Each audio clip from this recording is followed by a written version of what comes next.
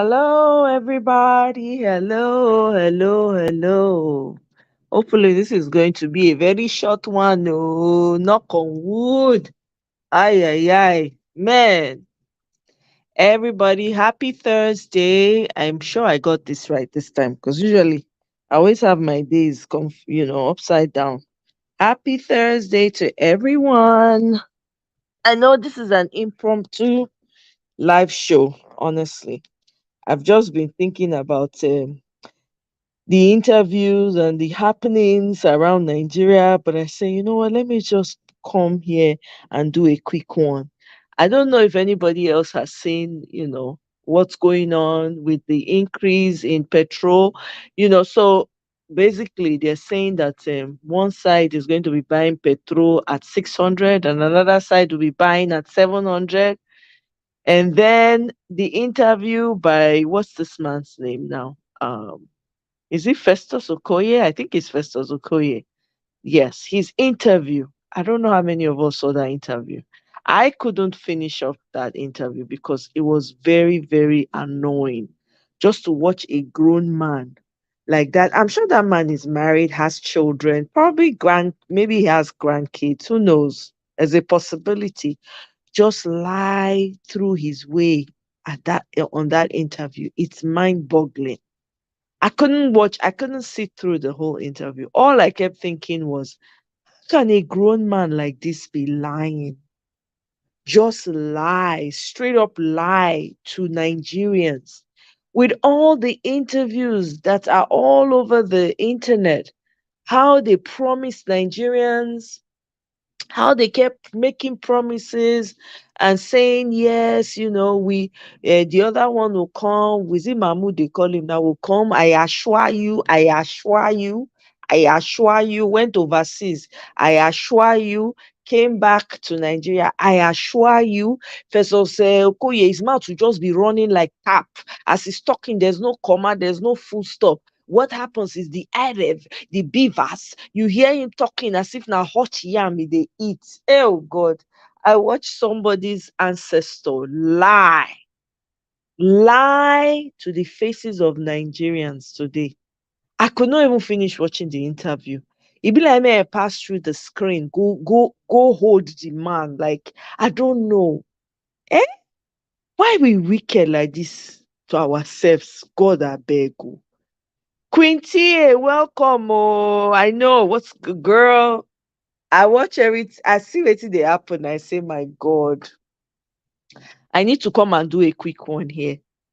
The man was just lying to Nigerians. Every question that he was asked, this man, he got to a point, he said, well, because the case is in court now, I can't really speak much about it. I can't really say much. Okay, do you know what happened? They said it was a glitch. What kind of glitch was it? Describe the glitch. Was it a technical glitch? Was it software? Was it, what is it? I'm not a technical person, so oh my God. Hey, Nigerians, who do Nigeria like this? Who we offend? Nítorí Ọlọ́run. Who did we offend? These people just lie. They're so comfortable stealing their money, stealing the people's money, stealing. This man never reached 1 month. You don't steal over 1 billion. They don't already assign. They don't already take almost. They don't take 500 million loan dollars.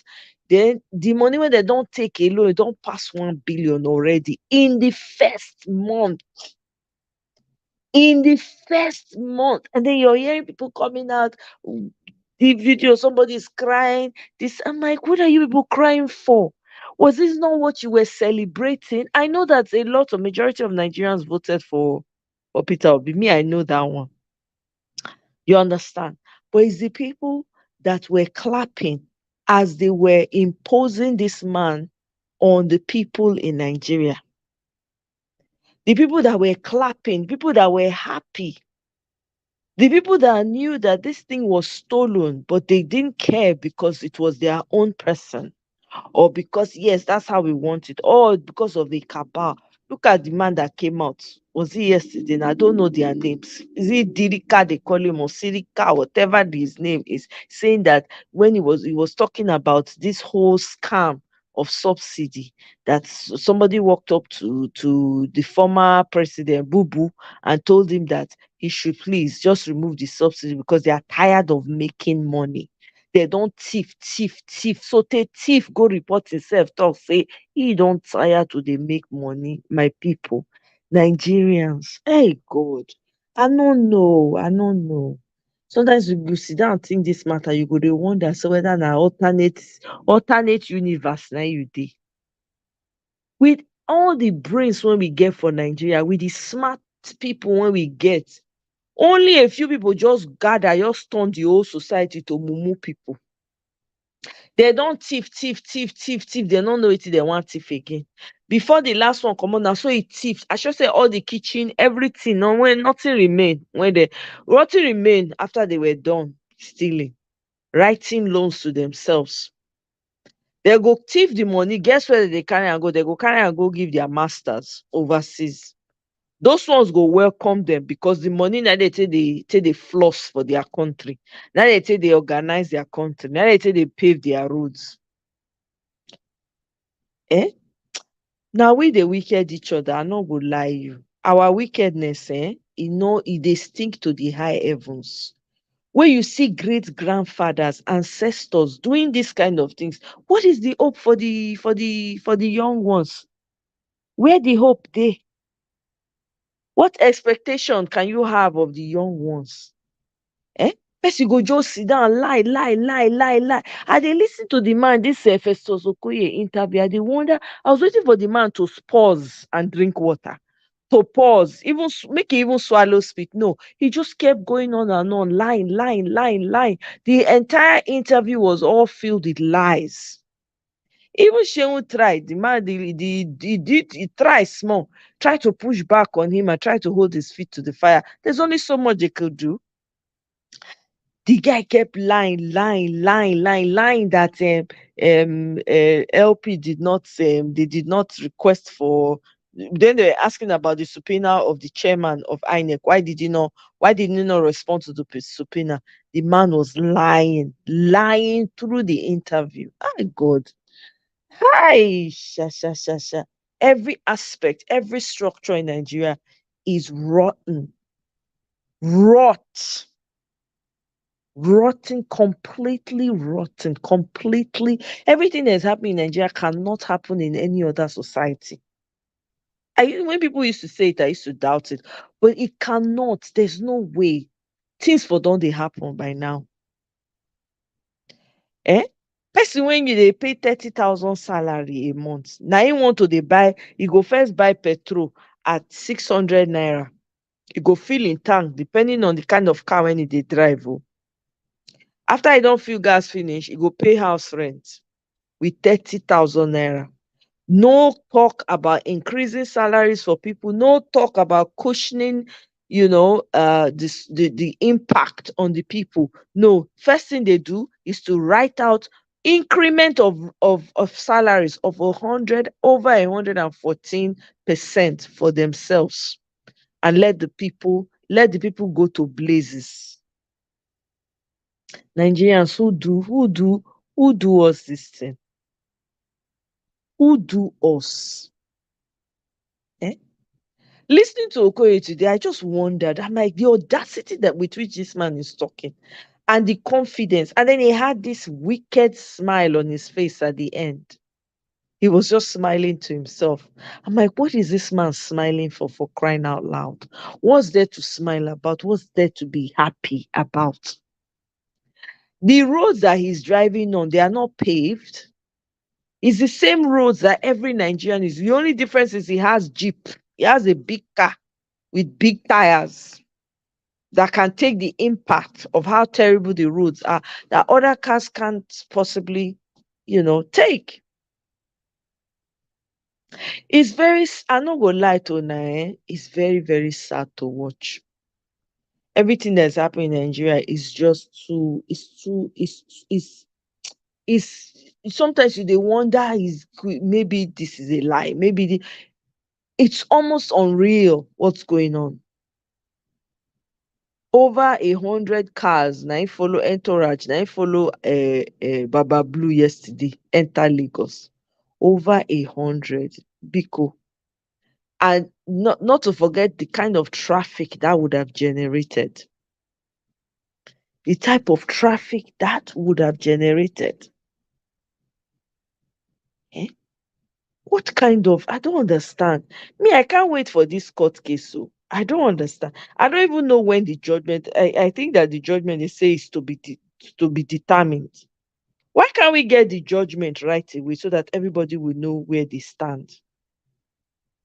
Eh? They have to hear from these other people first, hear from them, take their own. Everything is just slow in Nigeria, slow.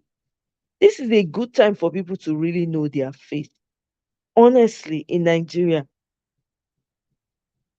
this is a good this is a good time because people will come and say, "Oh, when you because how are we going to get? How are people going to be able to handle all the sufferings? Like how can people handle this suffering? The impact of this suffering? How are they going to handle it?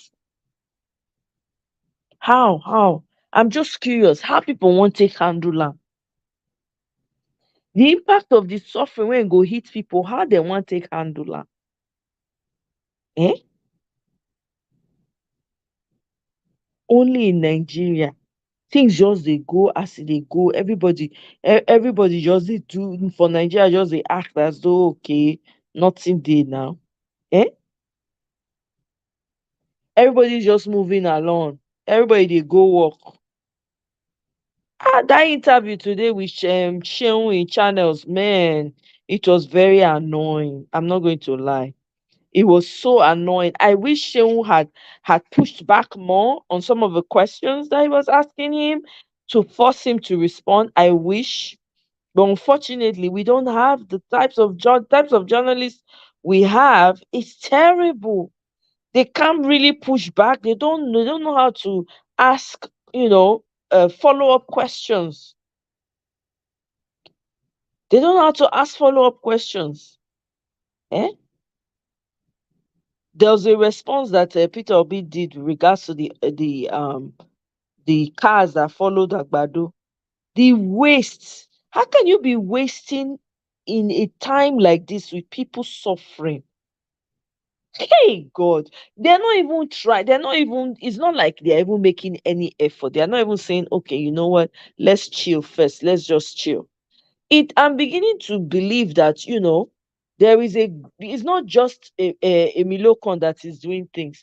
The people around him too have access to signing off loans as well. That's what's going on. So you have maybe a couple of groups of people within that federal government that's signing off contracts as well, of course with Agbado's knowledge because they helped him get there. So this is part of the deal. So when they help him get there, whatever they want, they will get. Nigerians, only few of them and we're over 200 million. Now, like this, we go, they go. Now, the question when me get me that is this how we will be going? How long? How much long? Me, I like there was a video I saw of the River State governor. I think his name is Fubara or whatever.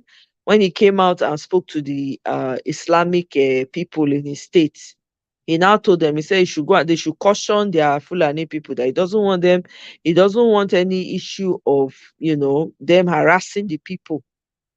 I like the fact that he said that, but I wish a lot more governors would do that for their people, especially from the south, because these people don't care.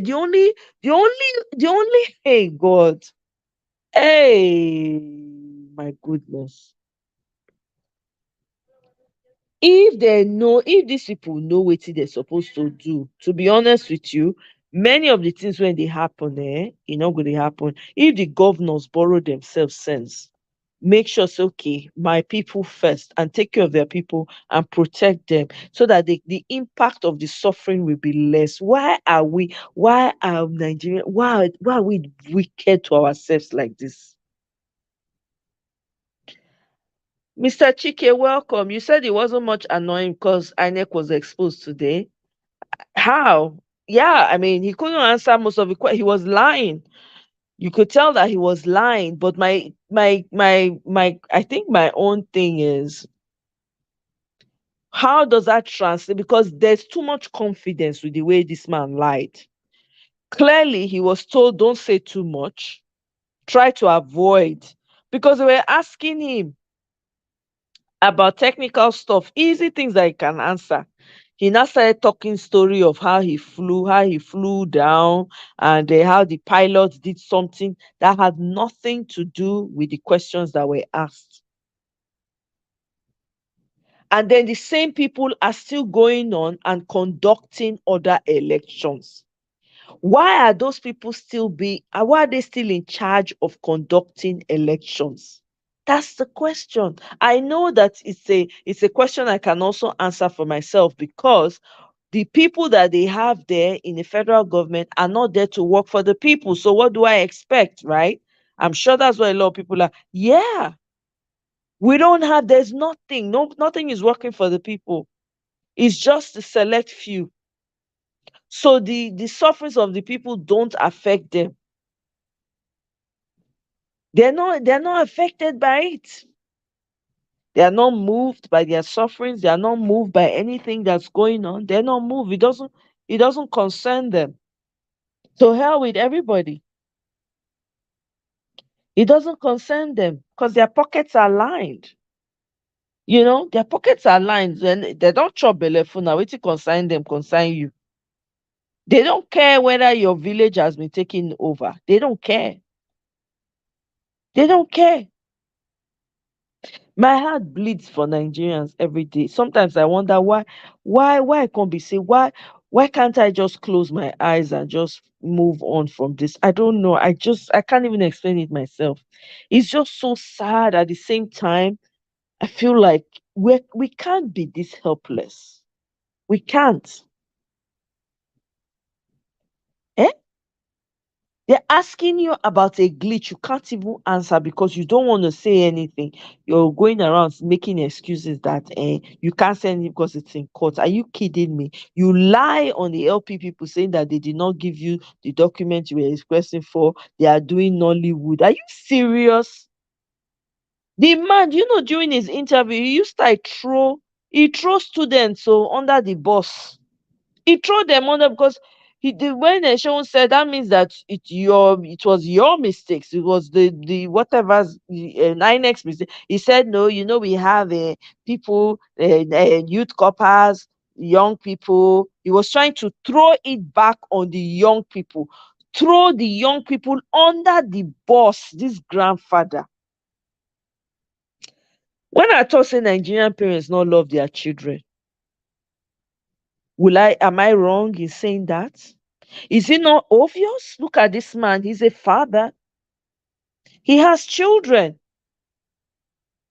He conveniently threw his own children under the bus for his own lies, for their own mistakes. So if they're going to deal with anybody, it will be the young people. These people. Beyond the sky, welcome, oh my sister. Thank God. Mm. I know. I don't know. I don't even know what to say. To be honest with you, eh? Yasin, are there no whistleblowers in INEC that can expose what really happened? I'm telling you, same question that I'm asking. Like, can't somebody grow some kahunas? Can't they just grow some balls, come out and say, you know what, we're all out, we're going to spill? Why are people so because me not be like that. So I mean this Nigeria when they say I can't understand it. I did not grow up like this. I didn't see this evil grow. I didn't see it. There was suffering, yes, there was hardship. But I did the minds of people now. I don't understand this Nigeria is dark. Is so what is happening right now is so dark. Even I just say the devil himself, they say, wow. Even they bow for Nigeria. The darkness is too much. I'm sorry. Nobody in the whole INEC, when I talk say na cult, na im dey rule for Nigeria. This is cult behavior.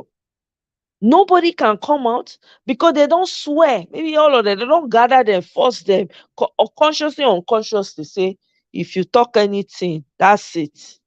You talk, you go. Who know wetin they don't make them swear? Who know?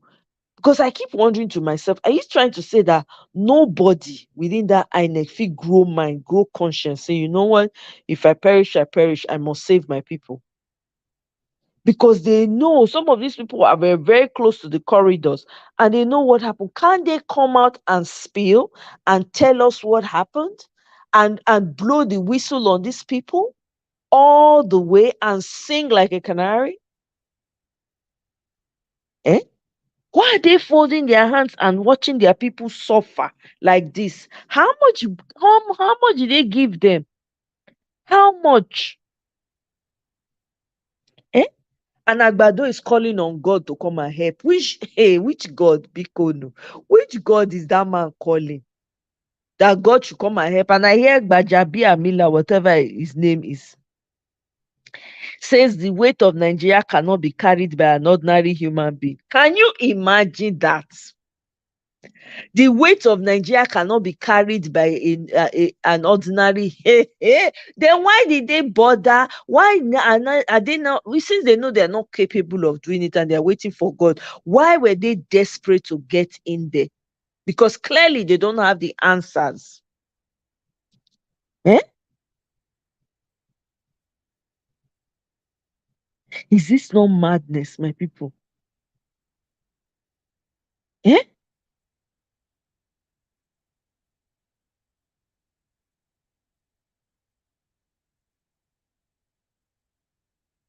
And then a group of people from the Agbado camp, they are coming out to say they are telling Agbado to reduce hardship. Oh my God. How is he going to reduce hardship when we say una never start, una don dey only 1 month. They don't put chain all over. They don't they bring the chain one after the other, one after the other. Eh? People are complaining. It seems like we are only working just to have money to buy fuel alone, no food, no luxury. How you want to see food and luxury inside 30K? If you buy petrol at 600 naira per liter, you get 10 liter. Eh? Your salary self not fit cover am. That is say na quarter tank now you go dey buy. Because if you use if you buy wetin they call am, if you buy 5 liters of petrol, your salary don't go, don't finish with that. Nothing to eat. You can't eat, you can't take transport. It's just that's it. For you cannot do any other thing. Just buy petrol and that's it. Eh? And that is it. I don't know. Sometimes I sit down when I dey listen to all this news today and I say, Kai, Nigeria is rotten. I'm Nigerian, but man, it is rotten. It is so rotten. Jeez. Eh? That means all the leaders, they've just been sleeping. All they do is just go there, just take the money, take share amongst themselves and leave. That's all they do. They just get there, they just share the money and leave. Then they will now take the money to their masters in the overseas. Shebi Bobo is in London. Agbado went to see him and took picture so that you people will see them together. So you people can go and those of you that are angry can go and jump inside. Yeah, yeah, yeah, yeah, yeah. Hey, Oluwa. O. Eh? So that people that are angry to see him, he said nobody that he doesn't have time for proof. Nobody should disturb him with probe. Hey, oh, so small, God, Nigeria. Oh my God. How can people be so wicked to themselves, to their own people, your own kind? You are so wicked. You don't consider the sufferings of your people. Any small chance when they get, they don't enter private jet, come out, go sit down for their master's house. All the money when they make, they go carry am from here, go give am to them, make dem take dey run things. Ah, is this not disturbing? Is this not madness? Eh? Is this not madness? Eh? And I saw a poster that I shared actually on my community. They said, "Dear Nigerians, how market? Una don hear the cost of living and foodstuffs don skyrocket. Fasten your seat belt. We're about to take off." Eh? People are leaving Nigeria in droves. Leaving. And oh, by the way, now here, ticket money, flights to Europe and the rest don't high. 2.2 million to fly. 2.2 million to fly. So if you don't person when get 30K want to ascribe to buy ticket. I want to aspire to buy tickets to come out. I want to aspire. Eh? And you think things are not going to get worse? There's no way it's not going to get, because what is going on right now is worse than where the position Nigerians were in. Oh my God, these Nigerian leaders are wicked. My goodness. Evil sits in the very center of their hearts. We have no leaders, no heroes. Oh my God. Who we offend? My goodness. The church leaders silence. If you drop pain, you go hear them. Their silence is deafening. All the religious leaders everywhere quiet. They go still call people, make they come give tithes. They go still call people, make they come give offering. With all the subsidy and everything, all the people that were protesting Jonathan that time, where are they today? Showore that was shouting, making noise, doing agidi, where is he? Where is he? When you need these people to come and talk, do what they're supposed to do, no, they will not do. The one wey no consign them, now they put mouth. The one wey no consign them, they go they drag another person. Instead when they go drag who they cause their problem, they go they drag another person. Heart Desire, welcome. Special Genius, welcome. Oh, welcome. Thank you. 30K is almost half tank. Nigerian government is painful to the eyes and ears. My sister, you can say that again and again. It's truly painful. I just couldn't sit here alone and bear it. That's why I came on live. I was like, I need to come and discuss it with my people so I can get it off my chest. Hey, no, our leaders, Nigerian leaders, we evil, demonic. They've made a pact with evil. Nobody can tell me otherwise. They have made a pact with evil. They are standing on that evil. In fact, tell it all. They sleep, drink, wake up evil. That's what they do. They sleep, they drink evil.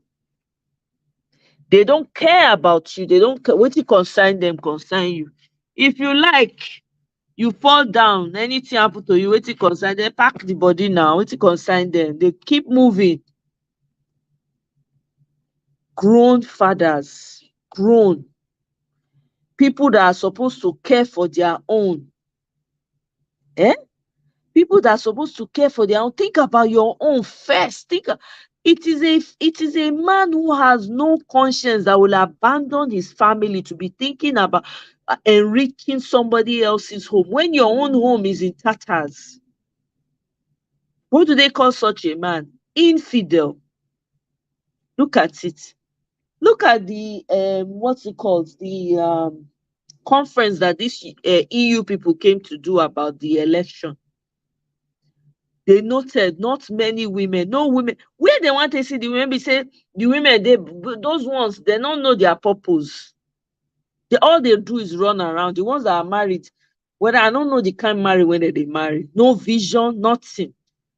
their own na to worry about girlfriend, whether husband dey get girlfriend, whether e no get girlfriend, make e no go born for outside, make e no wetin dey suppose to. When you stay with your husband, you say you better this one you better do right by the people oh, this one oh, that one nothing.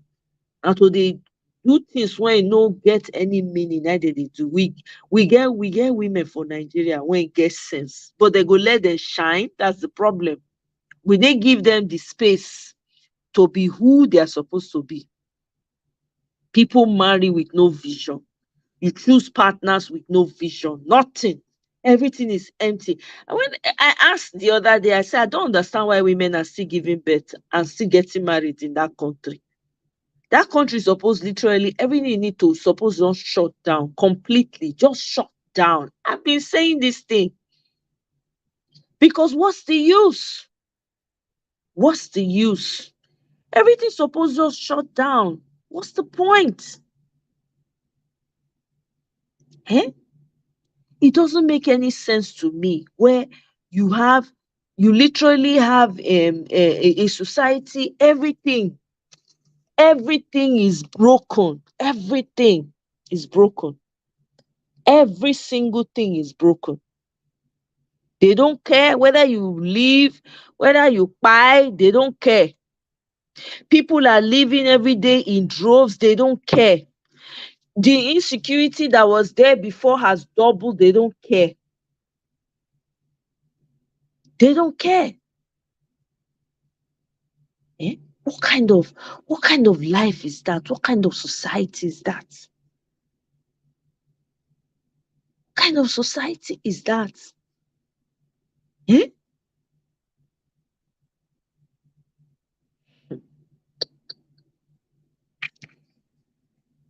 Mm.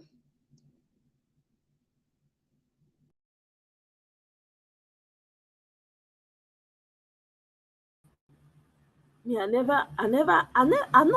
don't understand. I mean, I really don't. I really don't. I don't get it.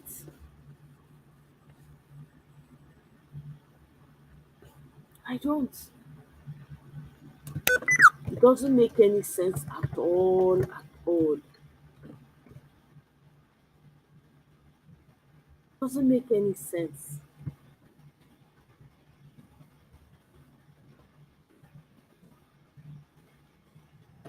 How can you be watching your people? They all they suffer.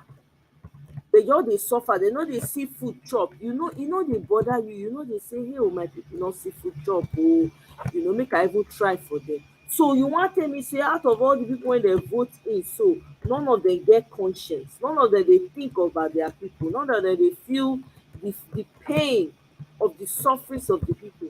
They are in cults. You have a cult running Nigeria, that's what it is.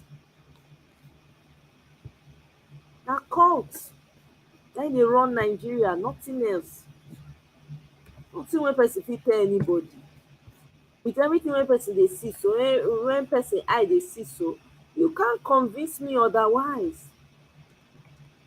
When you have great grandfathers that are supposed to care for their children, but they are busy watching while their children are being deleted on a daily basis. That is not normal. That cannot be normal. You no get wetin person wan tell me, that is not normal.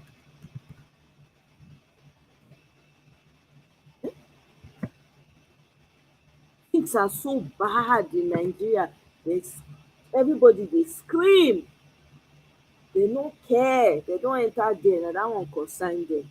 Everybody can go and you can go and jump inside somewhere, you can go and jump inside the pot oh, doesn't concern them.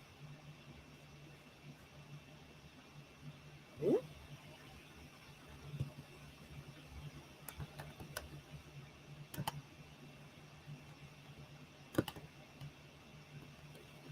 Let me play a video for you guys. Let me just play a video for you guys. Let's laugh small because this topic no no.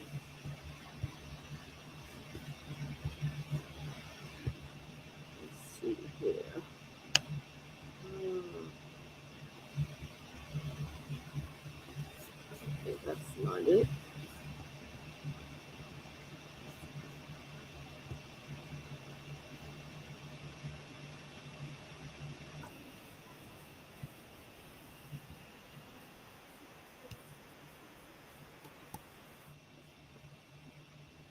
Okay, there we go. Mm.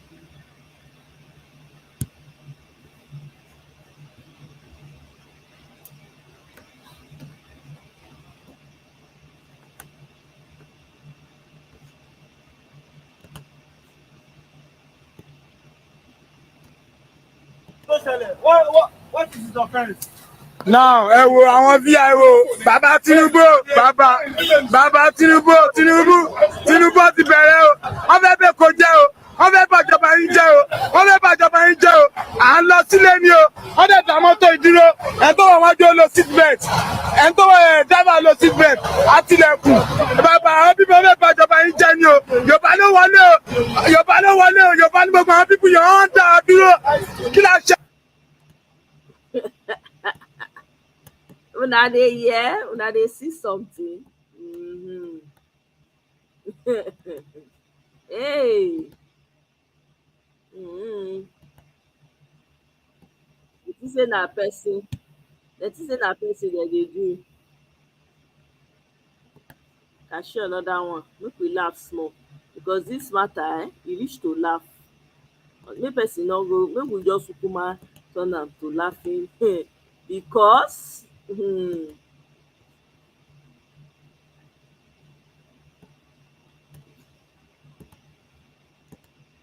Update. This Nigeria is getting better. I mean, Tinubu is working. Baba, you dey work. Baba, you dey try. Baba, you be person. Few days ago, I posted a video about one of our very own strong Tinubu supporter. The guy, he dey support Tinubu with all in life. Let's watch the video. For those of you who never watch the video, more watch am. I'll come back. Let's go. You as a city president, under your watch, the marketers increased the fuel pump price. I am telling you, there is no way the filling stations will increase their price without the concept of the marketers.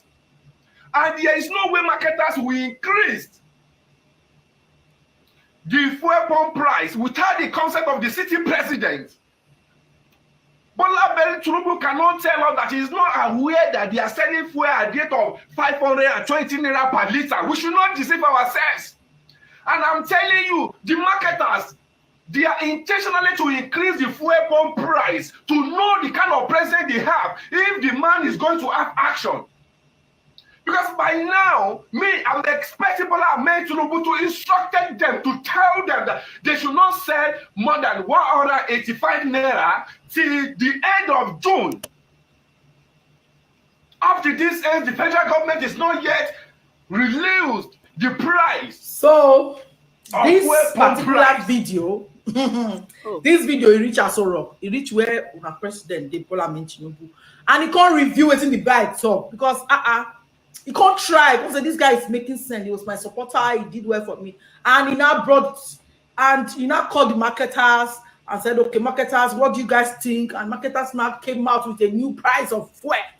So very soon marketers are looking at they see the pains when they go through, they see everything say no easy because Nigeria na country where depend on fuel to survive. So because of this, marketers don't decide, okay, more try, more reduce everything. So they think now, say the new price of fuel, maybe after June, it will be 700 naira. They try now. You know, good 700 card. At least like if you buy 10 liters, 7k. At least if they pay you 30k for salary, you use like 7k to buy fuel. You still get about 23k, 23,000. Very big money. Now wetin una select now wetin una choose, now wetin you and Yakub choose. So una dey bear am. God. Thank you, marketers. We here just in today night the news they come. So say marketers are looking at to put the fuel price for 700 cards. So una title una seatbelt because the way they look this fuel go reach 1k. That's why they look at. So another news, una Speaker of the House, Bajamila Big Bag, that man name is too difficult. He say Nigeria not be the way we dey think, and Nigeria is a heavy weight that we should pray for Tinubu. I don't understand. Oga Speaker, abi Oga, what's his position now? SSG, abi wetin they call am? Wetin Tinubu give am? Why are we always praying? Where the France where una president go? How many convoys see say the video Macron wey carry come where he go, but he come back, he spoil, they go die on the Koru. He carry convoy more than 120 cars. That one man wanna say he want repair Nigeria. That same man now Martin say he want repair Nigeria. Be how many times are we going to be praying for your president? If he knew, because all of us know say Nigeria a heavyweight country. We know even our neighbors know say we be heavyweights. I don't understand say now you they know say Nigeria a heavyweights. Everybody around the world, but Nigeria is a diverse country, a country that has more than 500 languages. They tell me say more they pray how. Oh, the cap fit, let him wear it. No, they let him want be president, or they force myself inside. I don't know if he do shit. I don't know if he do anything. 8 years until that one comes. Sai Baba. It's I finish now. Or in less than 1 month, you don't run go France, go sit down. You don't run go England, you don't go UK, go sit down.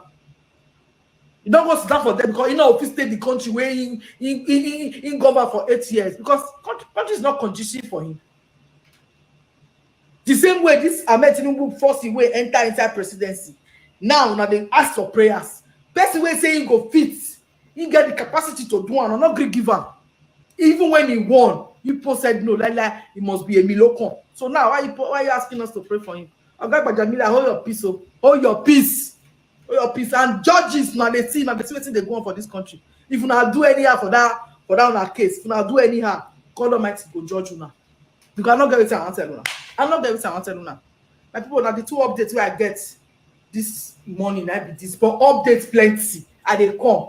I want to see more and they help me share my videos. I beg people now they pray, I they beg now. May they reach everybody door. May everybody they see what's in the happen for Nigeria. Guys, always help me share my videos. I love you all. Thank you for your support. You guys are amazing. But that fuel for 700 naira I want to. Because it go affect some of you now also. Oh, Naija.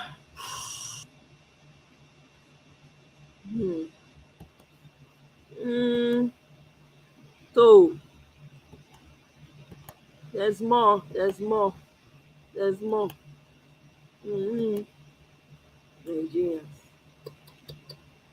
Nigeria, which way Nigeria?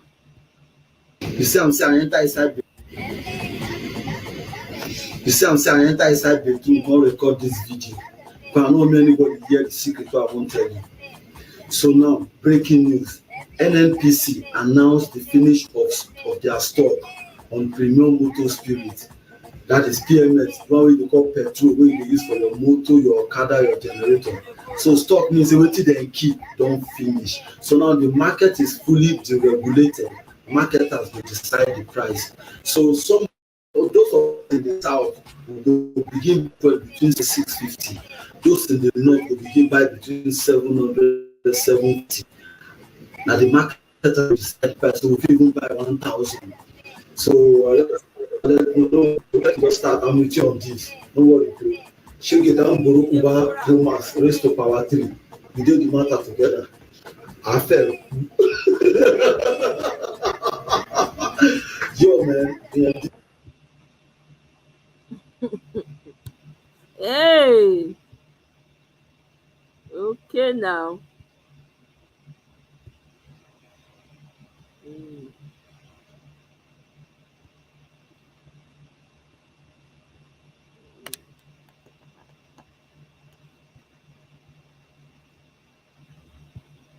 Jagaban, Tinubu, or they support Peter Obi.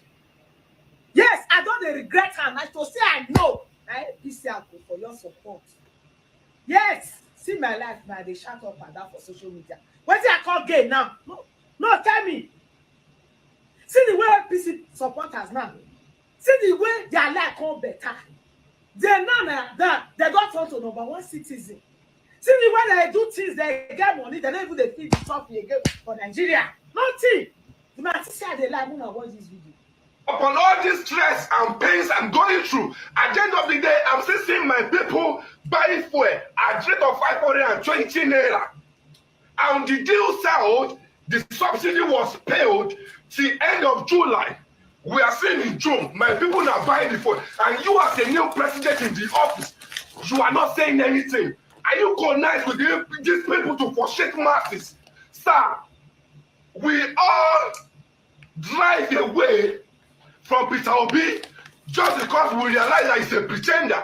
So if we are not driving away from Peter Obi just because he's a pretender, and the road we were facing now, we were discovered that same person that we believe that is going to for masses is the same people is a pretender to us. Sir, Bola Ahmed Tinubu, don't dare us in this country, don't dare us. Some people are not eating. Some people they cannot walk freely just because they are campaigning for you. They use their life to campaign for you. Sir, you can send us to prison, you can do anything, you can arrest us, but we will never let you rest. If you continue selling food at the rate of 520 naira and you are not saying anything, we use our life to campaign for you. We do have free movement just because we are campaigning for you. Now you are frustrating us. We need to talk at this point. If you don't have a final say, or the marketers to stop selling food at the rate of 520 naira after 3 weeks in the office. Sir, I am highly disappointed in you. I am highly disappointed in you because I thought after the meeting, you are going to instruct them to sell the fuel at 185 naira till ending of July before you decide on what to do. But as I'm talking to you now, we were saying you play the same role of Buhari because we all know that when they dictate for Buhari, they tell Buhari what to do. Now same thing is happening to you, Bola Ahmed Tinubu. Let me tell you, we are ready to die on your neck. We will drag with you because we use our life to campaign for you and we will never. Now that's it. NPC supporter make I warn una. If I hear pin from una, if anybody come and complain, they say fuel cost our work now. We are more trying. Fuel not day. Fuel cost there. Jagaban use almost 100 convoy. Why the video? Why is your backbone?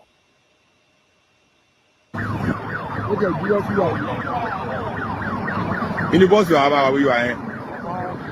Jagaban is passing. And Jagaban be that. Only the boss you know. In the boss you know. Ah, in the Lua, in the motor Lua, in the motor Lua. Okay, Lua, okay, Lua. Okay, Lua. Okay, Lua. Jagabanu! Go there! Jagabanu! Go there! Go there, go there, go there, go there! Go, go, go, go! Go, go, go, go, go, go! Go, go! Go, go, go, go! Go! Go! Go!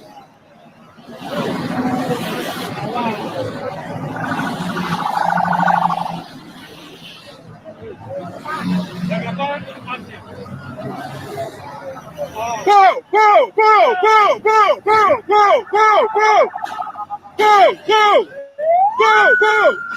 Okay, Obama. Jump up, jump up, jump up, jump up, jump up, jump up, jump up, jump up, jump up, jump up, jump up, jump up, jump up, man.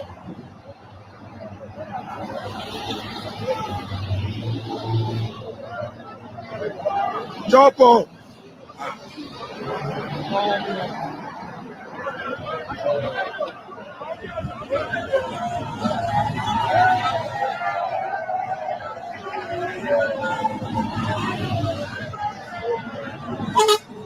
Jump up, jump up.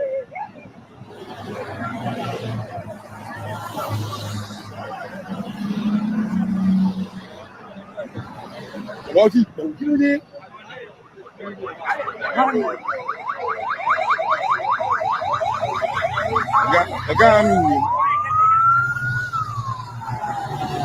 Ọ̀gá mi.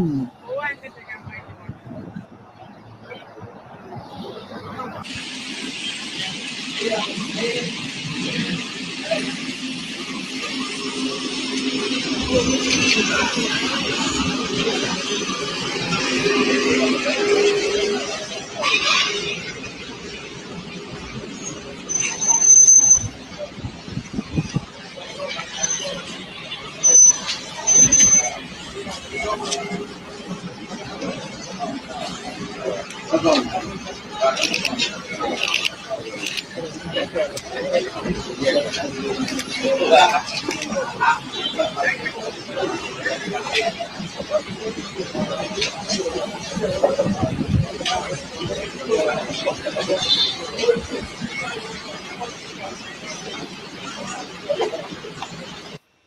just say fuel cost na use almost 100 convoy. When I start watching this fake news, when I not try it again, which kind of nonsense with that? I dey buy 5 liter. I dey buy 30 liter, 20,000 naira. That is a month now. Every 5 days, now say they finish. A month. It go be 100,000, abi? It go be 100,000. That my person salary. In fact, minimum wage said not even reach. Now they spend. I don't come out for here cry one day for now. I don't cry. Me will be obedient. I don't cry. So me could you pin on a mouth. Me could cover on a mouth. When I like Tinubu work, it is working. When I learn work, if I hear cry again, see the way Nigeria money is going. Watch. Just watch the crowd they carry follow me. Now they see cry. See like Jagabado. You know they disappoint. I want to thank Oga Jagaba for not disappointing us. You know disappoint. Instead, may APC supporter come. Because they apologize to us. Say, I beg, make we not vex. Because they apologize, give obedience. Say, make we not vex. We still say, we don't know say that's so it will be. Tinubu now not disappoint we. Now they feel say, if they let me say APC supporter, now they see disappointment from Tinubu. No, it's not disappointment. So we obedient, not they disappointed. It not disappoint us. Make una everybody, bro, make una cover na man. I don't want hear peace say Tinubu things, you do this one, I do this one for any APC supporter. Una don't hear obedient come and cry. We don't cry. We know they cry. Una just shut up the way we to shut up. Cover your mouth. Nonsense. Who give you that audacity? Go they talk to your president and he say, you know they work. Who give you the audacity? If I hear that thing again, if I hear now weeping for your ear. What's that? He said, one of the beg us, no forgive you now. Una still get in mind, they come social media. Una you lost to shame. You wanna shame. Obedient, wanna share this video. As you can see, Tinubu is doing well. You know they disappoint us. If they use Nigeria money well, he traveled to France. He go represent APC there. You understand? He go represent them. So make una share this video, make them see am. Tinubu is working. I be obedient. You know they work. You got any other and he get discipline too. You got any other president wey don better pass this one? According to APC supporter, they say Tinubu na the best president. He never even use 1 month. Hey, Orichirishi. Holy Mary, you say some of your family members wey no gree vote come dey call you up and down. They disturb you to send me money, send me 2K, urgent 2K, urgent 5K. Oh God. Hey, wow. So now they come, they send you, they ask you for money. When you they tell them that time, where they put their ear? When you they tell them that time, where they majority Nigerians, we know say Nigerians vote. Majority of Nigerians vote for Peter Obi. So I not feel really blame them, for the ones who I no agree vote, I don't know their reason. Say voting for Nigeria, I don't too want to blame your people like that too. At the same time, but they need to participate. But it is what it is. You don't block them. I mean, you said if I will go dash you money and my sister. Hey, who no go no. Eh? This is what is happening in Nigeria now. This is exactly what is going on in Nigeria.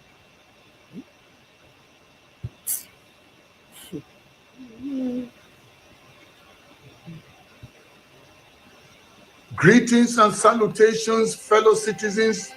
This is your friend and brother, Dr. Haruna Goro. I want to salute all of you out there. I'm very, very confident that very soon we're going to have the birth of a new Nigeria.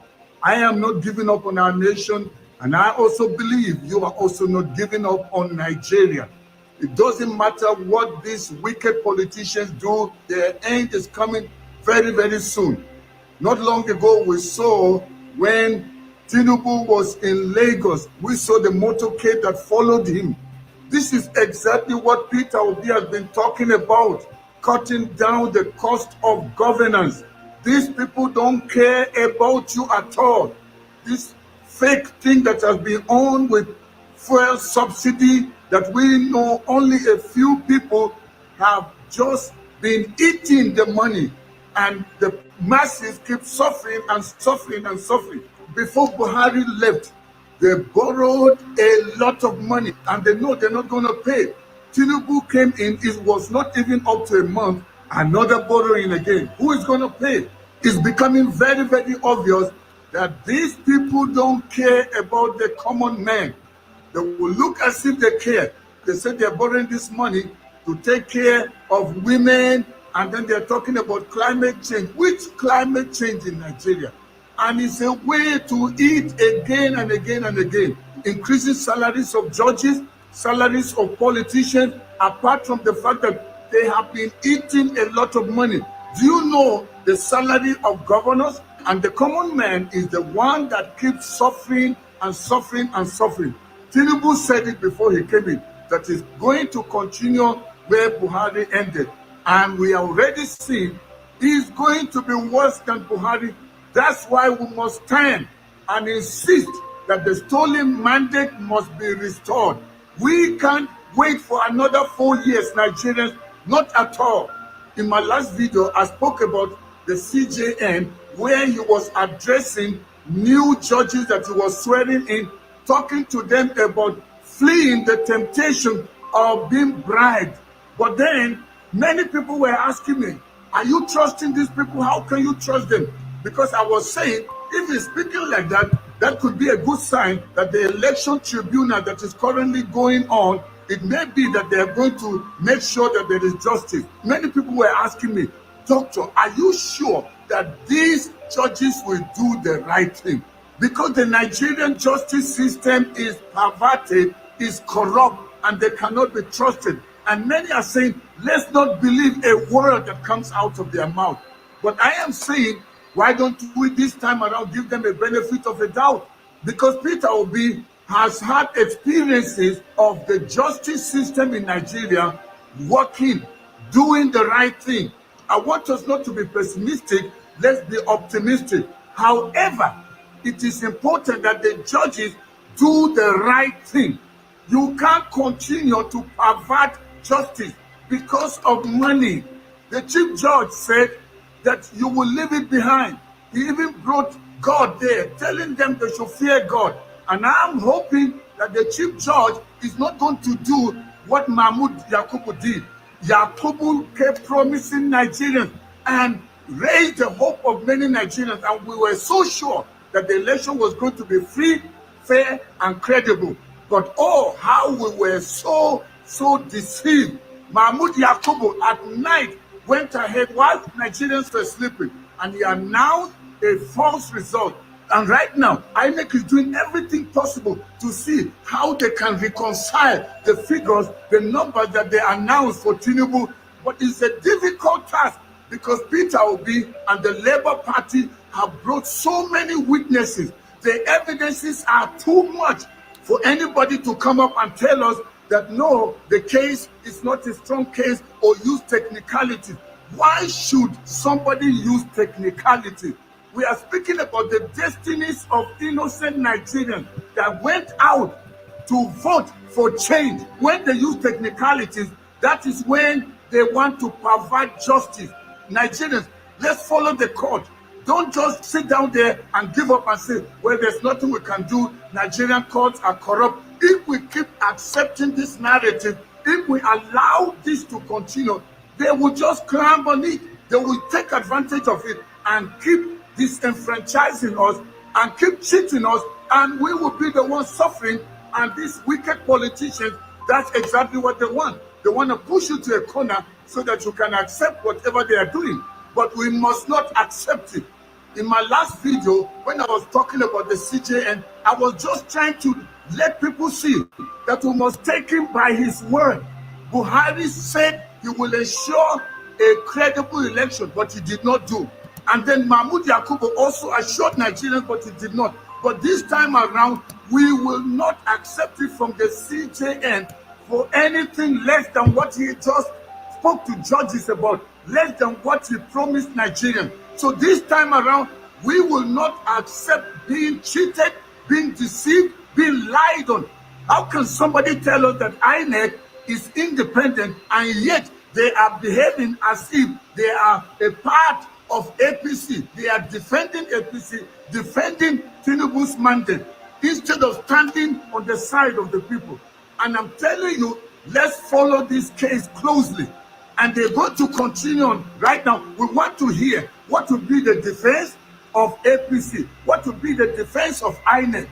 What will they use as a defense? The evidences are too obvious. From Labour Party, from PDP, we want to hear what they will say. Nigerians, let's be allowed, let's open our ears. Let's watch this case closely. We will not allow this thing to continue. And somebody is telling us, people are saying, just forget this thing. Let's give Tinubu a chance.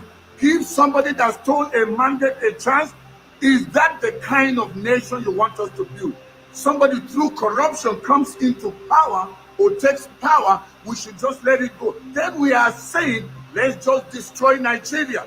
This time around, we will not accept it. Nigerians are tired of being lied to. Nigerians are tired of being cheated. Nigerians are tired of being marginalized. And only a few wicked, evil, selfish, greedy politicians are the ones that keep enjoying. See the entourage of Tinubu when he got to Lagos.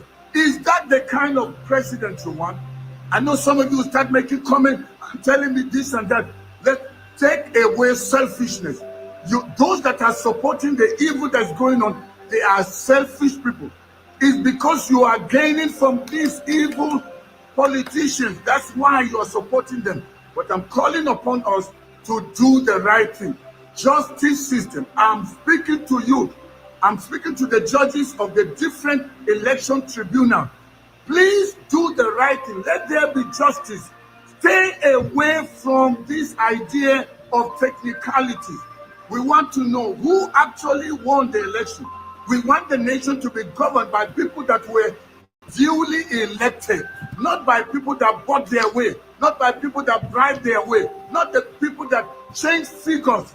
How will such people be leaders that will think about the welfare of Nigerians? Not at all. I want to speak to the CJN. You want the judges you were swearing in not to be involved in receiving money to twist justice or to tamper with justice. So please keep to your word. You too should not be bought. Don't allow them pressure you, no matter the pressure. From APC, you are there to serve Nigerians. Remember, it is said the justice system is the last hope of the common man. Remember, you are there to serve Nigerians. You are not there to serve the interests of the highest bidder. Remember, whatever you do right now, posterity will judge you. Nigerians, let's keep hope alive. Let's be optimistic. Let's not give up on our nation. We only have one nation to call our own home, to call our own motherland, and that is Nigeria. So please stand in defense of your nation. Let's wait and see what the courts will do. And that's why we must follow what's going on, than just giving up and saying, if the game is over, let's just go and continue with our life, business as usual. This is exactly what these wicked politicians want us to do, to give up and let them just continue with their looting and their theft and their wickedness over us as a nation. But we are not going to allow it. Let's be optimistic, not pessimistic. Hope must be kept alive. No matter your religion, no matter what part of Nigeria you come from, let's keep hope alive. Let's be people of faith that believe it is possible. Peter Obi believes that he is going to reclaim his stolen mandate. Let's stand in faith the same way Peter Obi is doing. And those of you that believe in God, Remember, nothing is impossible with God. Whether you are a Christian, a Muslim, or whatever, let's have our trust in God Almighty that can do what no human being can do. Our trust must be more in God, our Creator, than the justice system, because they have failed us several times and they can't fail now. However, we believe that through the power of God Almighty, the judges will do the right thing in ensuring that there is justice in this ongoing case in the tribunal. I believe we will see the birth of a new Nigeria. I want you to also believe with me. Stop speaking negative. Stop saying that the justice system in Nigeria is rotten and will never do anything right. Peter Obi is going to court confident that justice will prevail. Let's join our faith with his and other Nigerians that still believe in the possibility of the birth of a new Nigeria. I want to say thank you for watching this broadcast today.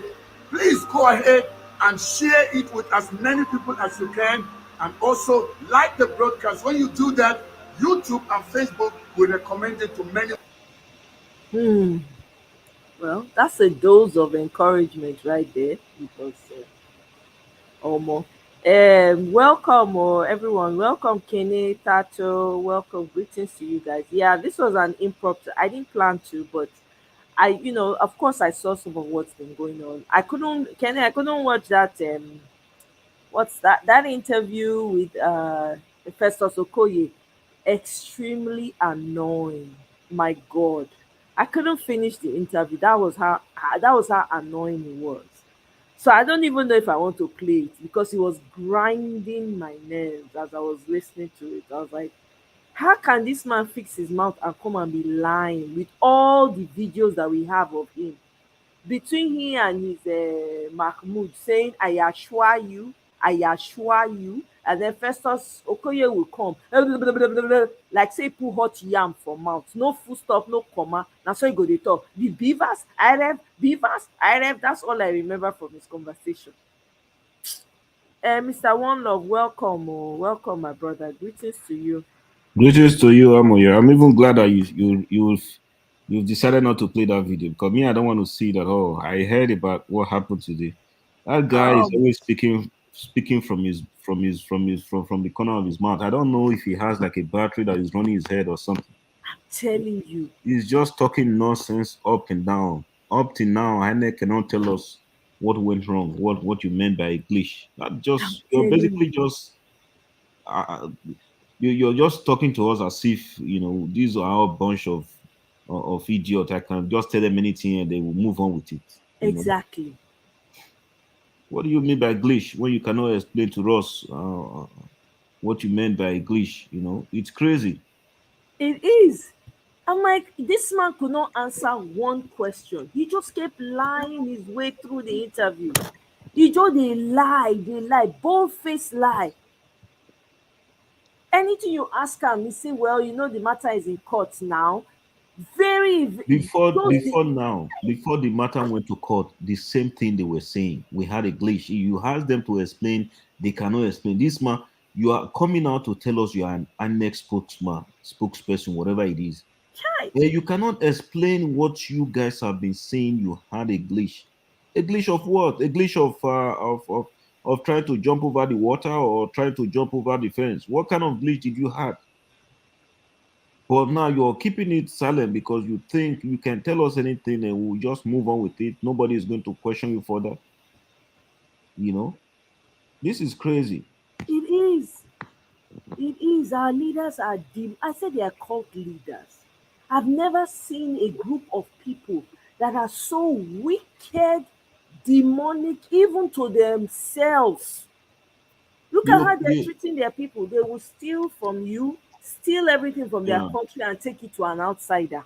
Oh yeah, that's what they do. Bobo is in London, enjoying the benefits of London. Mhm. Eh? Okoye said he's a lawyer. Just ask, imagine if somebody comes to you as a witness and you are is under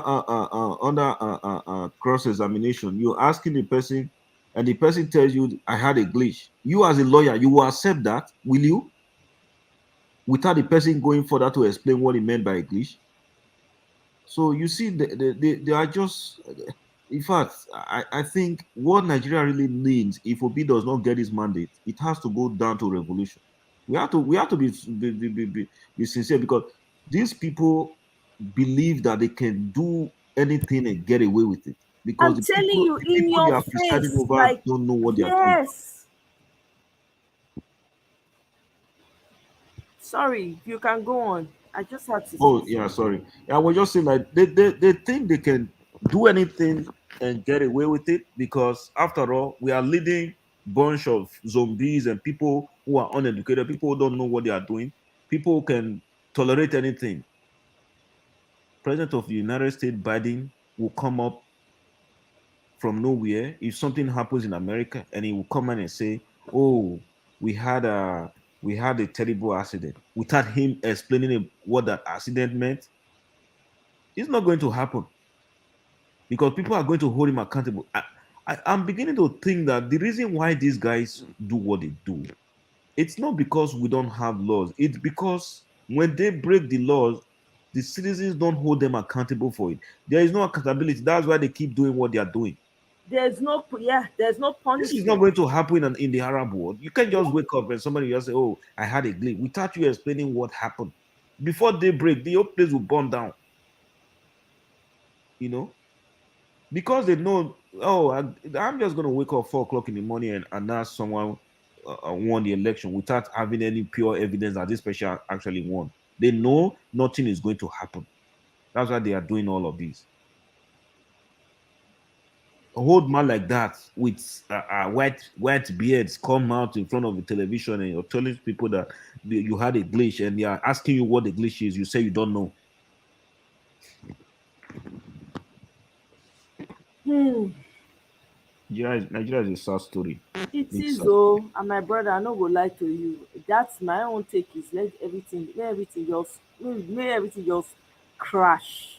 That's it. If this court case, since na the court case, everybody, may everything just crash. I'm telling you, there's no need, because these people just dey do wetin they like without any fear, consideration whatsoever.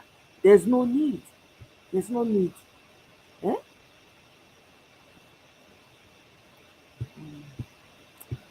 Transition to say stop measuring Nigeria's future success against what Biden or any other would or Oh no, I'm not measuring. I can never compare the United States or any Western world to Nigeria. We are still far way back behind.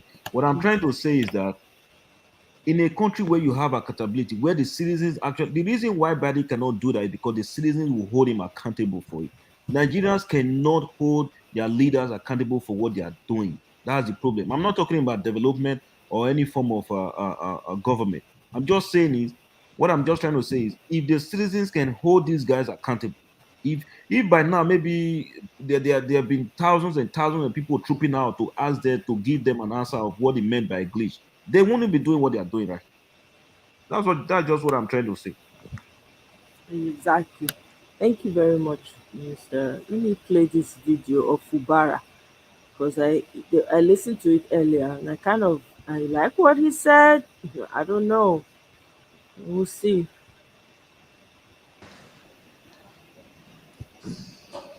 The national anthem.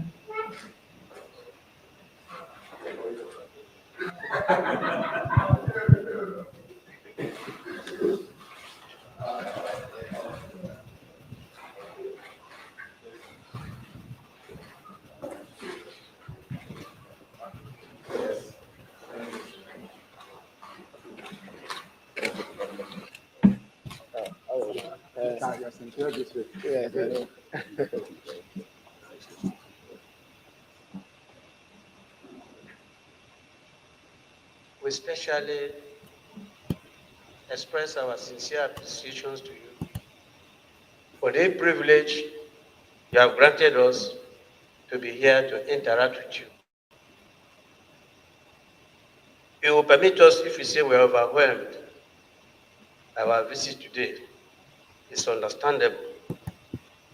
But we had hopes that one of these days, this kind of visit will happen, and it has taken your essence Mr. Oga Prince Akwachi, you can use the link up there, and I also pinned the link to the studio up there as well. You can use any of the link to come in, sir. I hope you can find it. I also shared it again with you in the comment section. Excellency, to make it happen. Please, we will continue to thank you. Accept our sincere appreciations and gratitude. Your Excellency, essentially, we are here to thank you. If there's any word heavier than thank you, we probably would have employed it to show our sincere gratitude for what you have done for us Muslims, especially this season. It has not happened in the history of this state. It is not that we have not visited here, we have. But the very first act of your interaction with Muslims was to make sure that you saturate the Muslim Ummah with wherewithal to celebrate the Salah.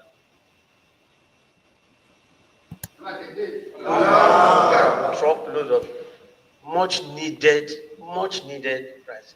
People ask me that I should not fail to mention this to you, that for you to have made it possible for them to celebrate this with tons of rice is something they appreciate. And it did not come before, after our visit.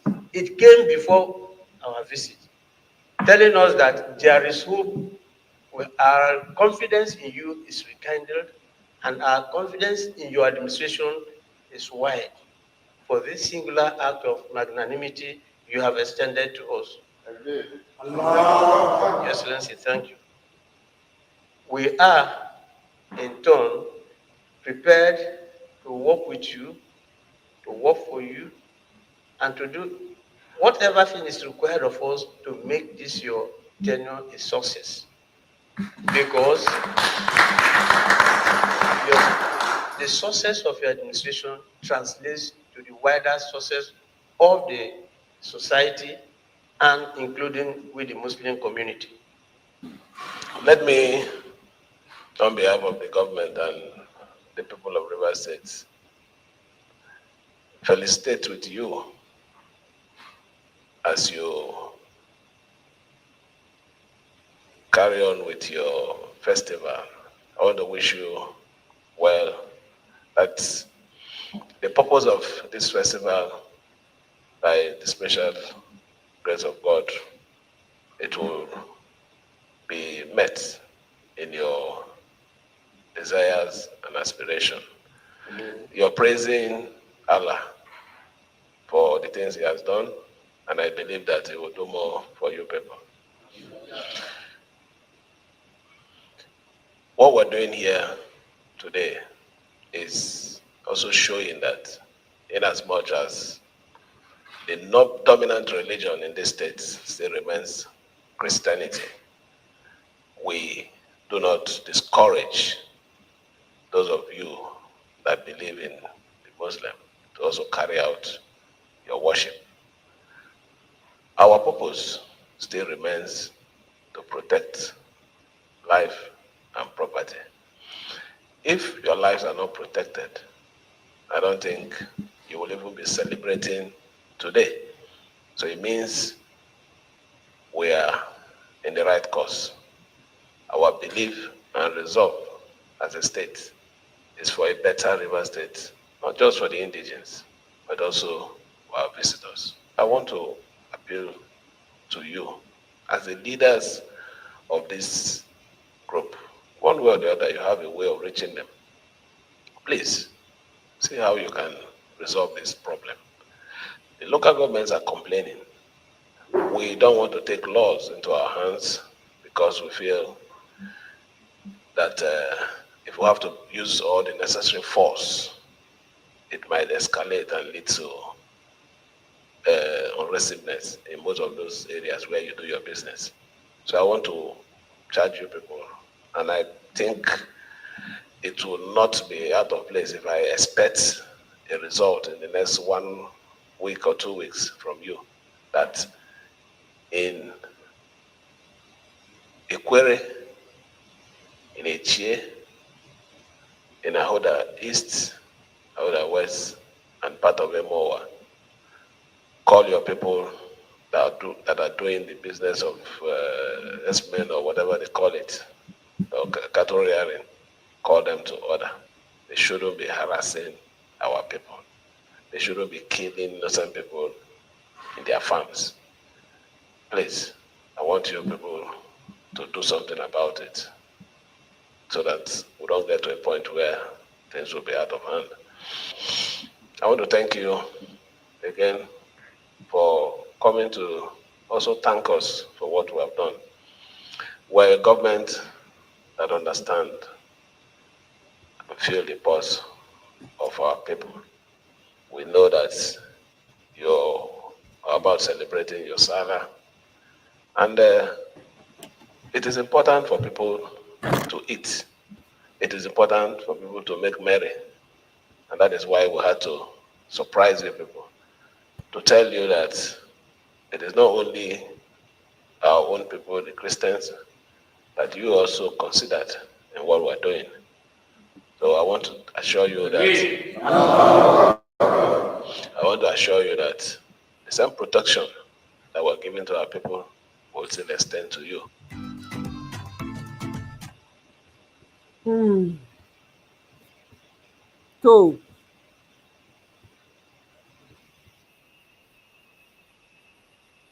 sorry about that, guys. So that was Fubara uh, addressing the Muslim community in Rivers State.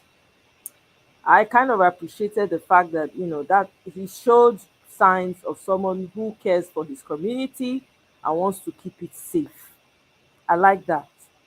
I wish every other governor would also care enough for their people the way this man just made the comment. I don't know if it's just talk, but I have to give him kudos for that. Bamidele, welcome. Long time. How are you? Yeah, I'm fine. I'm doing well. That's good. Welcome to the show. Did you have any contribution right now? Uh, it seems like the person that spoke seems like to have hope. um, Dr. Haruna Goro, right? yeah. Um, I don't know. Just wait and see what happens. Right. Even though people want to face reality that you have a corrupt system of government, and the thing about it is that these so-called politicians, they come to the Western world to receive medical treatment, but they don't want to provide medical treatment in their own in the nation, and they want to have all the citizens there to be to suffer, and they're not even enjoying the amenities that they get overseas here. So it's sort of like a disadvantage to the citizens. And I don't mean to sound negative, but it just seems like some of these politicians think that the citizens in Nigeria are kind of stupid. That's what it is. I mean, you don't need, that's what they think, that the citizens are stupid because look at what the atrocities that they're doing. Nobody didn't they have there hasn't been anyone pushing back on it. There hasn't been anybody going crazy right now. We're all waiting to hear what the court outcome is. That's what most people are waiting for. That's what they think. They really do think that the Nigerian citizens are stupid. That's what it is. You're right. You're right about your assessment.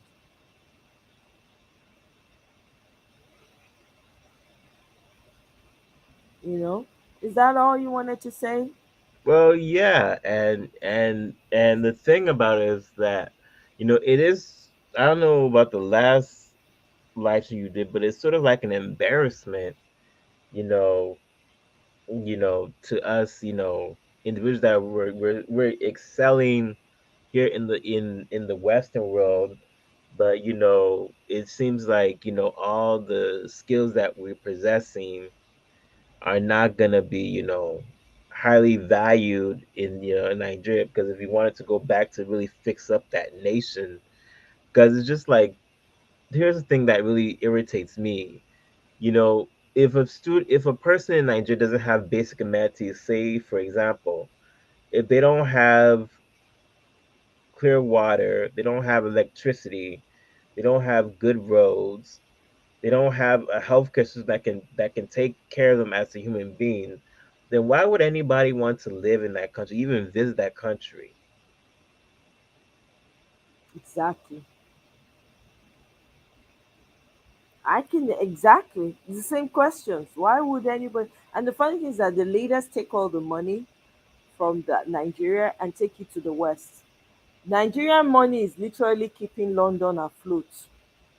Nigerian money is literally keeping the West afloat because the leaders what they do is steal all the money in Nigeria and take it to London, to all over Europe, really, and America. They take the money, and I don't blame the people, the countries they take it to. Yeah, free money. Who doesn't like that kind of thing? Something they can benefit from. Hey, these people, we can continue to take their money. So they buy houses, they invest there, so they don't care about Nigeria.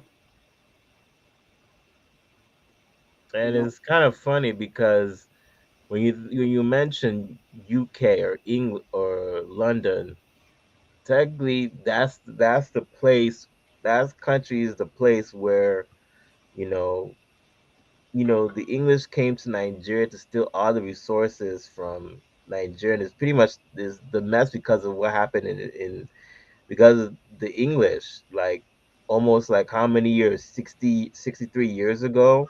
yep. And it's like, you know and you have, and it seems like, even Trump doesn't know what he's talking about when he's saying that African countries are so countries, but he doesn't understand that, they're messed up countries because people like you went to Africa to steal the resources, and you bring the resources to bring into your own country in Europe. So it's like, it's kind of like a backward way thinking. So sometimes I think about, I don't really care what white people say about Africa because they're the ones that messed up Africa. Exactly. I'm gonna because you said that, I'm gonna play this video so that way you guys can hear this video. I saw the video and I'm like, you know what, I'm gonna come share it here. Prince Akwachi sir, I will come to you shortly. I just wanna as soon as Bamidele is done, but because he said something, I have to play this. How would black people survive on this planet if white people didn't exist? Now, some people might think of this as a joke, but this is actually a very serious question. There is nowhere on this planet an example of a self sustaining and successful and thriving black community. I mean, let's take Africa for example. The whole world is constantly providing aid and supporting Africa from all over the world, from America, from Europe, from Russia, from China. All these major self-sustaining countries are constantly providing aid and helping Africa survive. Same thing here in America. We have all these programs like Section 8 housing, welfare, food stamps that help out the black community. So it is a real question. How would black people survive and self sustain if white people did not exist? How would black people survive? I just had to play that because you alluded to that. This is what if someone if he's coming out to ask that question, I guarantee you that's what most of them are thinking about. That's what they. I mean, look at now in America, right? The Supreme Court has struck down affirmative action because they feel like the only way that African Americans or any brown skinned person can aspire and be the best at what they do is because they were chosen, right? It's because of affirmative action. They can get to certain colleges with ease. So to them, that they're doing the black people a favor. So am I shocked by that video at all? I'm not. This is what African leaders have made us look like to the entire world. In a country where we have some of the brightest, some of the most ingenious people. I tell you, the computers we use, social media we're on, they're Nigerians. Nigerians were part of the creativity that brought that to light. They were in the forefront of it. But who's gonna know that when you don't have an environment to thrive in? But where's the lie in what that man said? Of course, he doesn't have a right to say it because clearly he's an ignorant person. He doesn't know history. He does not know anything. I bet you he doesn't know his history. He's just swimming in his privilege. So he can say this boldly. So this is the person. When people think that, oh, it doesn't concern me, I'm far away from home, it's only Nigeria. Guess what? It's going to affect you. They struck down affirmative action. Now, do you know how many people that's going to affect? Of course, it's going to affect them as well, but they're not thinking about that. They're thinking that that's the reason why you're where you are. Look, guys, not only Nigeria, it's only the one you have that you will try to fix. This one, this you see, this Nigerian problem, if we don't fix it, we have ourselves to blame. One way or the other, we have to decide what we want to do and which direction because we cannot continue like this. What will I be doing here when I have a country that's so blessed? Nigeria has all the resources that every human on this earth needs. What am I doing here? I come from a rich side of the country. We are the ones who actually uh, uh, uh, create the wealth for the entire country. But look at me. There's no benefit. There's nothing that we benefit as people who come from the rich oil countries. There's no benefit to us. Matter of fact, we suffer the most. Our lands are devastated. Nobody cares for it. But it is our wealth that is feeding the whole nation. I don't know many people from my own side that has jobs in the oil companies, top positions. I don't know many. They all come from one side of the country or one tribe or the other, but certainly not mine. It's crazy. Prince Akwachi, welcome, sir. Good afternoon. Yes, so my permit me to use. Can I use Big Sis? No, The- no, I beg you. Big sister, I beg that, you. there was a there was That a one particular pass name you you. said the other time. He said "baby for life." He said "baby for life" Baby was girl, baby girl for life. go baby girl for life. Okay, yes, and then others in the panel. Um, I am so glad to be here. Okay. I'm so glad to be here. Believe you me, I listen every time. Every time I do listen to the program, Thank and I you. gain a lot. Just in a quick, reference to Bamidele, the guy that spoke last. Yeah. The white guy is speaking out of ignorance. You know, obviously, probably nobody taught him history to know that most of the stuff that the West enjoy comes from Africa. The electric car that he drives, the battery is made, made of lithium. It comes from Africa, you know, and every other thing. It's so sad that our continent, especially Nigeria, is going through this thing. When I mean this thing, I mean people who are greedy, selfish, okay, criminals that call themselves leaders. You know, I was just listening. I don't know what happened. I was just listening, and all of a sudden I came across I think Tifnubu visit to Alake or whatever it is, and somebody was speaking. One of the, I don't even call them royal fathers anymore. I call them royal criminals because I am meant to understand that if you kind of like see the truth and you refuse to, then you are part of the lie and all that stuff. So I could call them royal criminals or whatever they call themselves. And one of them was speaking, and he said something. I think he said that he met Chief Nubu in 1984, and that when he met Tinubu, you know, that he was also I think he said he was also a military guy, and that Chief Nubu was so scared that he didn't like soldiers. Immediately it clicked in my head. Why would he love soldiers when he's a criminal? You know, why would he love criminals? Why would he love soldiers? You know, but I kept quiet. And then he kept on saying all the whatever that he said, and Tinubu replied. As a matter of fact, I couldn't even stand it anymore. I had to turn it off. You know, pretty much for the River State guy, the River State governor, you know, I would say, just like you said, you know, I might like his statement. However, I still believe that he's illegitimate, being the fact that they stole that election, okay?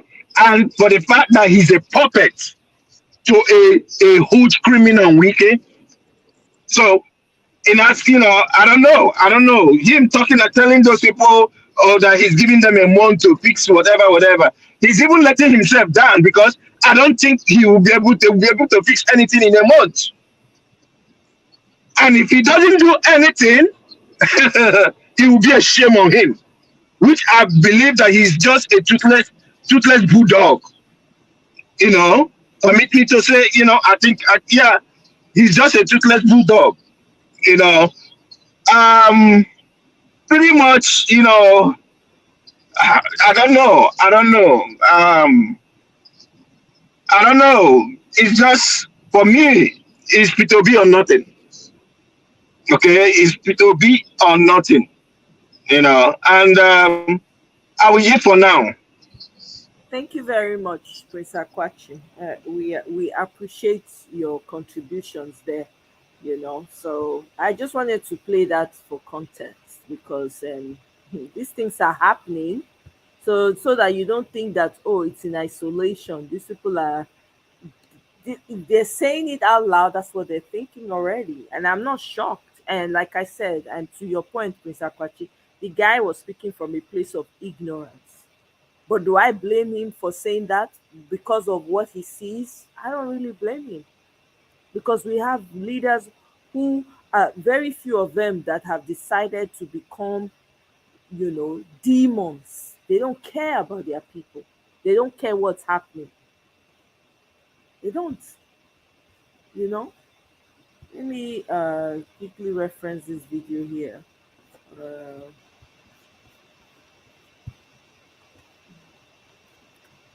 sorry, guys.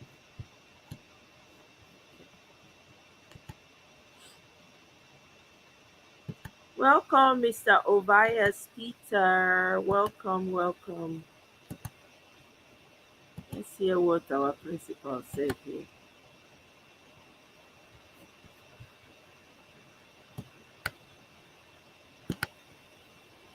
In my mind, which I would like you to talk about. Yesterday we saw a video of a very long convoy of Mr. President, and we know that's one of the things you usually preach against. I don't know how you felt when you saw that video. I don't know if you have seen it, sir. I wasn't opportune to see the video. It consisted of 124 cars. I wasn't opportune to see it. You are just telling me. But let me tell you what I've always said.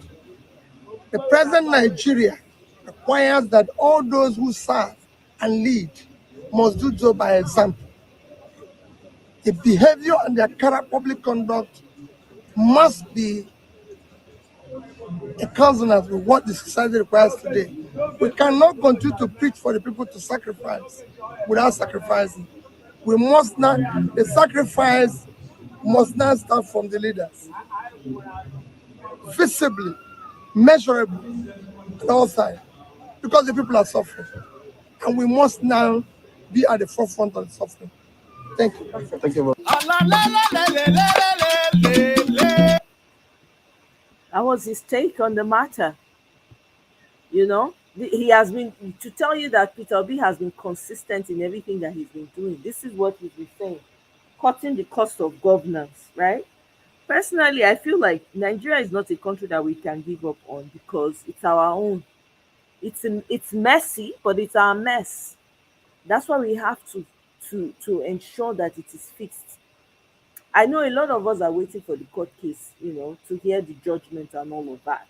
I actually pinned the what's it called, the the schedule of the court case. Let me see if I can go back here and see, um,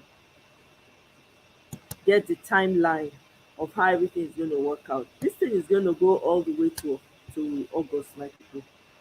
It's tiring. I'm not going to lie to you. I'm not happy about that.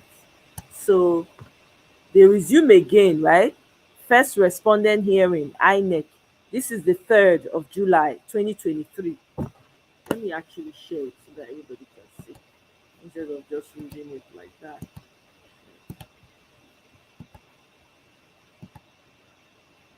Okay, see?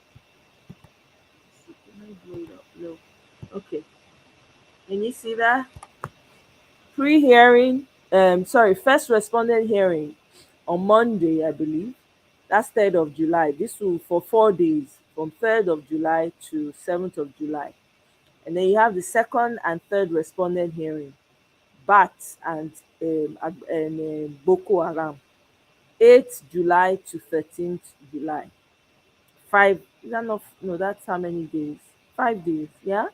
And then fourth respondent hearing, APC now, the party itself. So the first, on the 3rd is INEC. On the 8th to through the 13th is the people that have been elected, that have been selected. And then the fourth respondent hearing, which is the party itself, will start on the 14th to the 17th. Then close of evidence is going to be 17th of July. The respondent's address, 28th, oh my God, 28th of July. Petitioner, which is Peter Obi and Labour Party, is August 5th. And then the reply, respondent's reply, I guess, to the address, to the respondent's address, is August 11th. Adoption of the addresses, August 12th. Judgment to be announced. Oh, I bet more than not vex say I dey laugh. Eh? Una see wetin dey ground? That's the schedule. So we are looking at me. So that means suffering will continue. Okay? The suffering is not slowing down because it's going to continue. Because if you think about it, these people are just stealing everything that they can. They are borrowing everything that they can. So that if anything happens, depending on which way the judgment goes, they would have lined their pockets. You see why they don't even care? This is more reason why they won't even care at all. They'll be like, whatever, let the ship sink. We don't care as long as we're okay. And trust me, they've already sorted themselves out. If anything happens, they will jump on the private jets and fly out of the country and leave everybody else to be wallowing. Ovaya says the PEP case is so interesting, such that all the judges handling the case were in their different wards. Polling unit elections were conducted, and they knew who won in their respective places. So, welcome, victory. Man, I no wan watch that interview. Who wan watch that Festus Okoye? I no fit watch am finish. With the lies that man was telling, I couldn't handle it. The man was just saying blatant lies. I couldn't stomach it. I had to stop it because I couldn't deal. Because as he was lying, I was literally recalling videos that I saw of him when he was coming out. Between him and his oga, when his oga went to Chatham House, when he was saying, I assure you, when they were asking questions, he would say, I assure you. That's all I could remember. Everything he was saying, lies upon lies. They asked him, okay, what kind of technical glitch was it? This man could not answer. He's saying he's not a technical person, so he can. I'm like, oh my God. And journalism, I wish Shana Arise used to do that interview. Because I guarantee you, Rufai for make my belly sweet. Because Rufai would have had such a comeback for this man. Because they would have had and they probably would have played videos in his presence. Eh? But of course, they go to channels, they go to Sheon because they can push him around. I mean, I have to give it to Sheon today. He try past normal.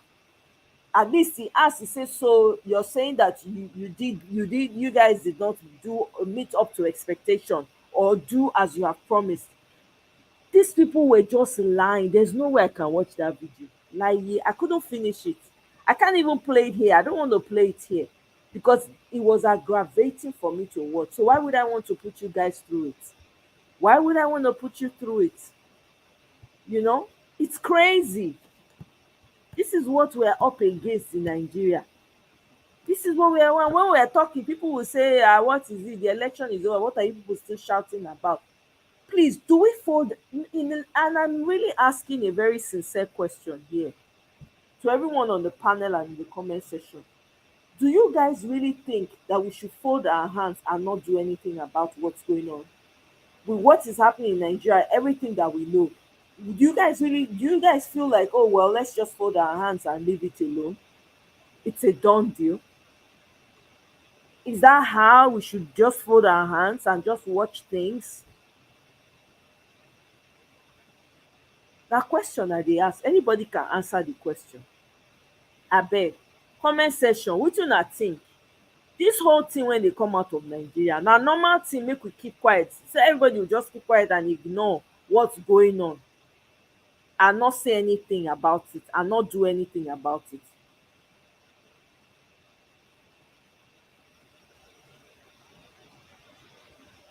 I dey wait for answer, nobody dey answer me. One love, Bamidele, Oh, Tomisin. I mean, people. I guess.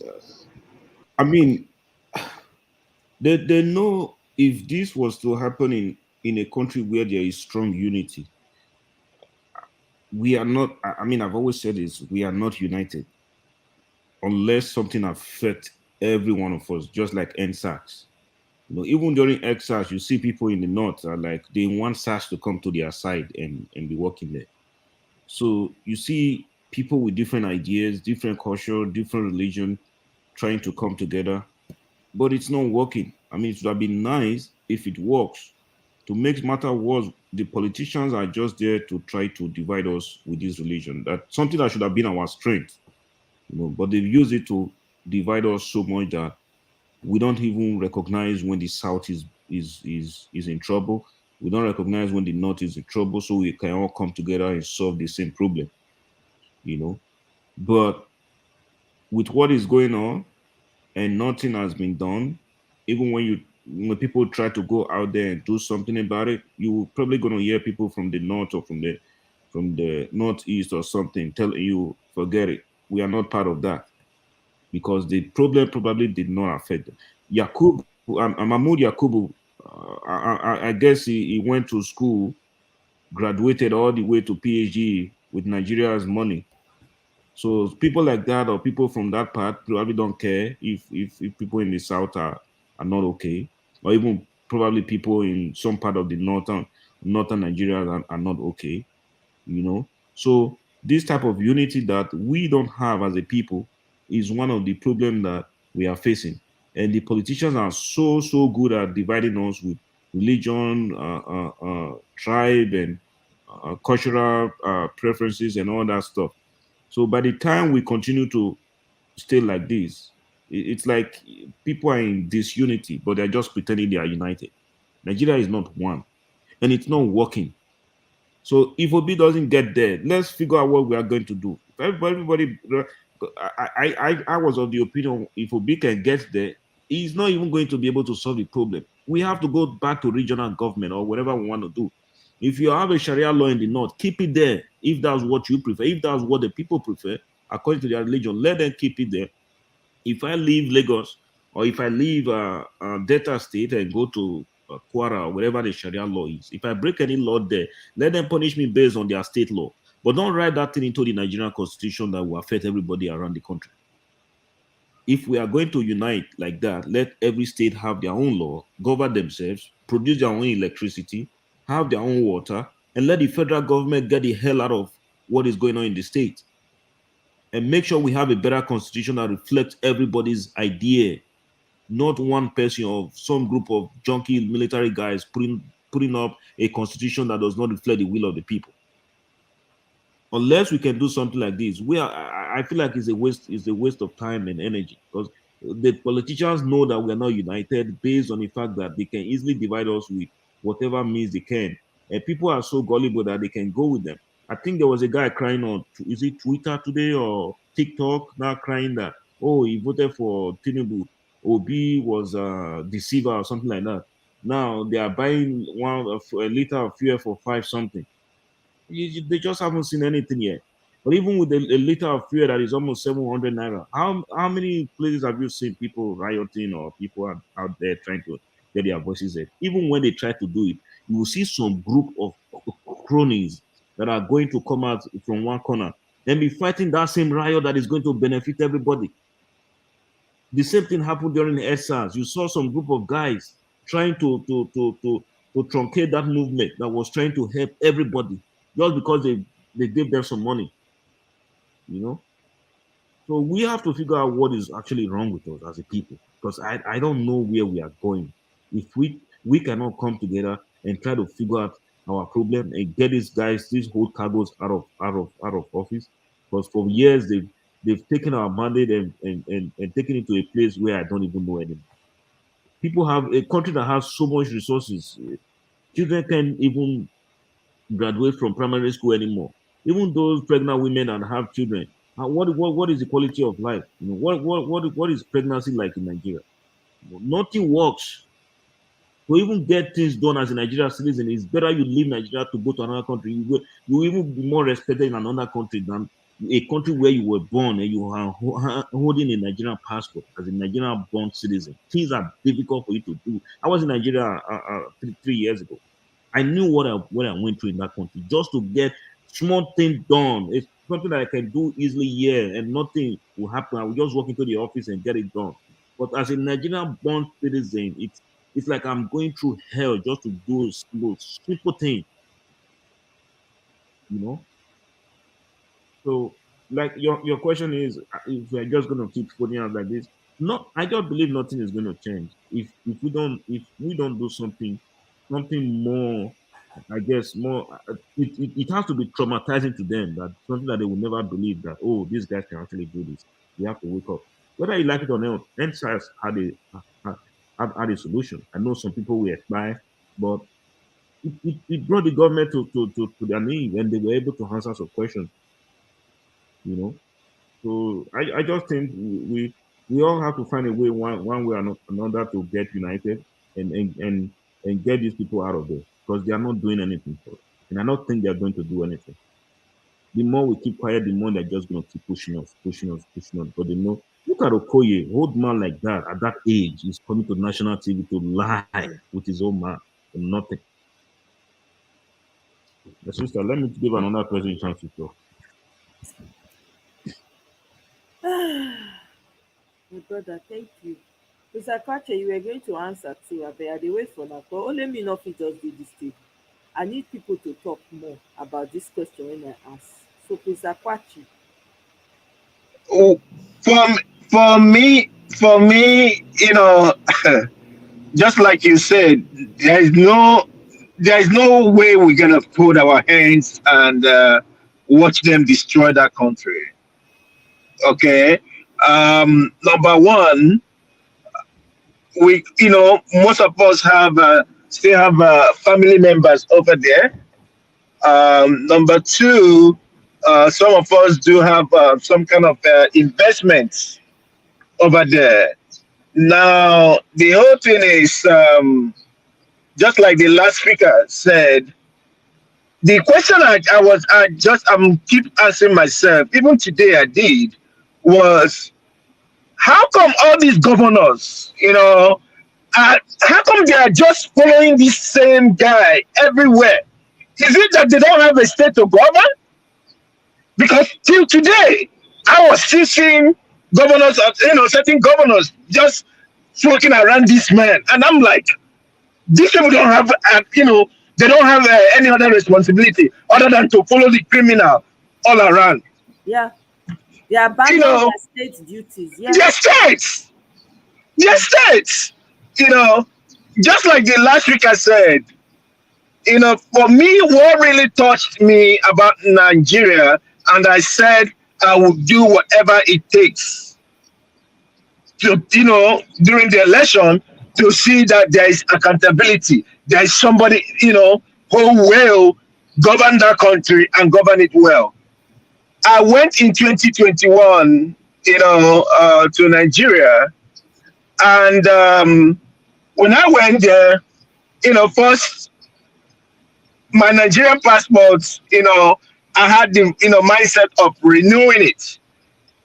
I had American passport, but then somebody said, why would you want to go for visa when you were born in Nigeria and you're a Nigerian citizen? That even if it's expired, that there is no problem. So getting there, the first thing, they started giving me some hassles, and the guy who kind of like was attending to me said, "Oh, somebody else is gonna attend to you," and all that stuff. Now I went to the guy. I think the guy was expecting me to give him something or whatever it is, and I said, "I have the intent to renew this passport here, and if you doubt it, this is, another passport of which I have a dual citizen." Right? He said, "Yeah." He said, "Well, but you should have applied for that. I should have applied for emergency entry." I said, "Well, you're just telling me." Okay, I just got to know about it. But I am going, and I'm going to make sure that I take care of this before leaving the country. Okay, it took him a while before he allowed me to, when he found out that I wasn't giving into whatever he was expecting me to do. Now, I did everything I was doing, in Nigeria, and when I was leaving, I got to the airport. This time around, I have to deal with these airport people, these guys that will check you in or whatever it is. From what I was meant to understand, that they don't even belong to any airline. They just check you in or whatever it is. And this lady, when it got to my point, she said, "Oh, that their POS, is no longer working. That whatever it is, that if I have excess luggage, that I have to pay, I have to pay cash." I said, "What?" I said, I don't have dollars in cash. She said, "Oh yeah, that I could buy it." Refusing to collect the naira too. That I should buy dollars, and then that she will accept the dollars and whatever it is. Wow. That is the stress that this lady gave me, to the extent that I almost missed my flight. But I told her, I said, if I miss my flight, I will make sure that I will take her, even if it means taking her to Supreme Court. I will make sure that we will get there. Do I trust Nigerian, whatever it is? I don't even trust it. This lady was telling me, "Oh, that what I can do is to leave one of my bags, to leave it behind and just get in." I said, "What? What are you talking about? Do you know the content of the bag?"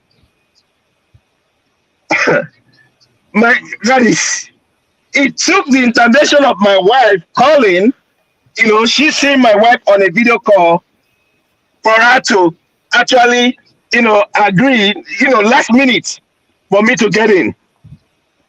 What am I saying in essence? You see, all this rascality, according to PO, it has to end. It has to end. Okay? Those people who think they're untouchable because they align themselves with the criminals, believe you me, time is coming. Peter Okoye, or whatever he calls himself, or Festus Okoye, he comes from a village. And it's a shame. It's a shame. You know, I believe that somebody, from his village must have addressed him or must have called him after this interview. Probably they will call him to order.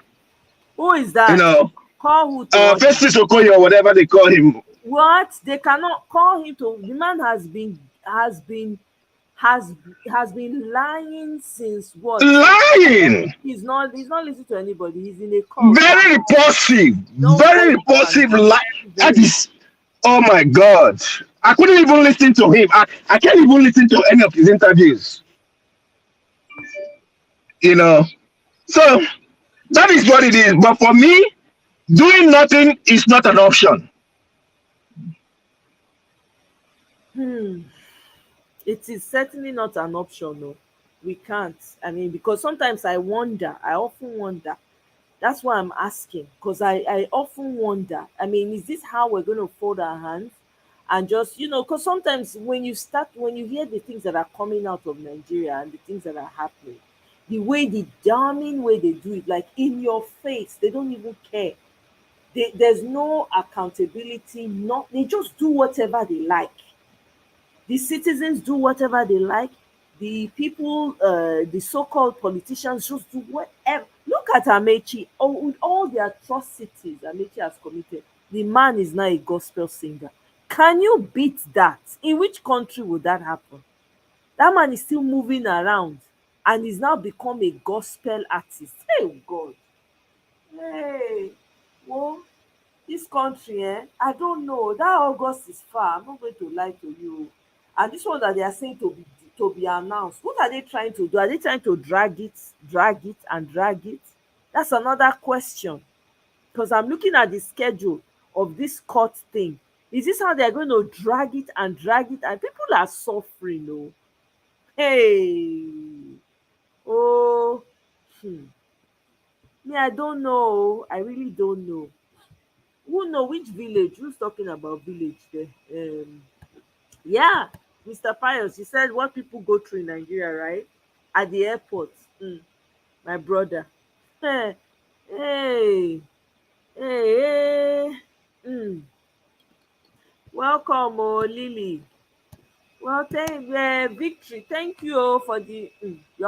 I know Nigeria, new Nigeria is possible if we do what we need to do, because the way these people are dealing with Nigerians, they don't even care. They don't even look face anymore. They are doing it in your face. Look at the man. Is this Sirika that came out? Let me even look for that video. That came out and said they are tired. They are tired of. Hey God, oh, headache. I was feeling headache. That they are tired of stealing money. Abi how you take talk am again?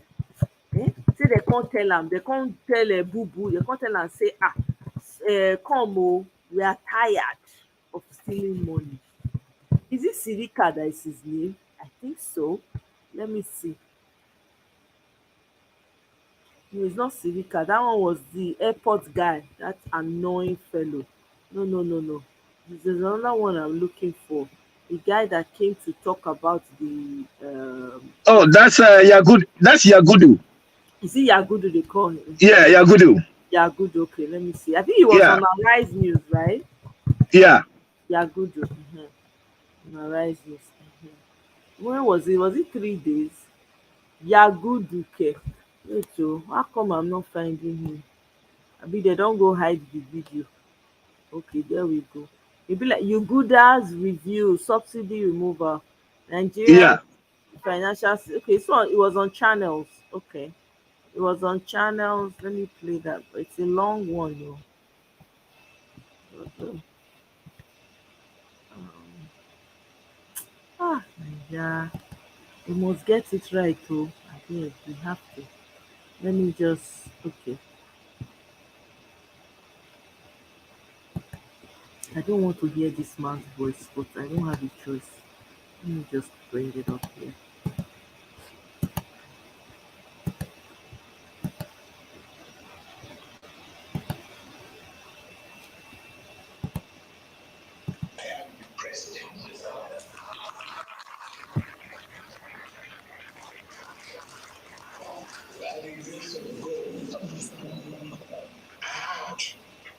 by not the grace of God o, by your stealing, by your snatching and running away with it. Anyway, na you know the God wey you dey call. So. On your behalf and make Nigeria a turning point for prosperity. We will change the financial system and we work for it.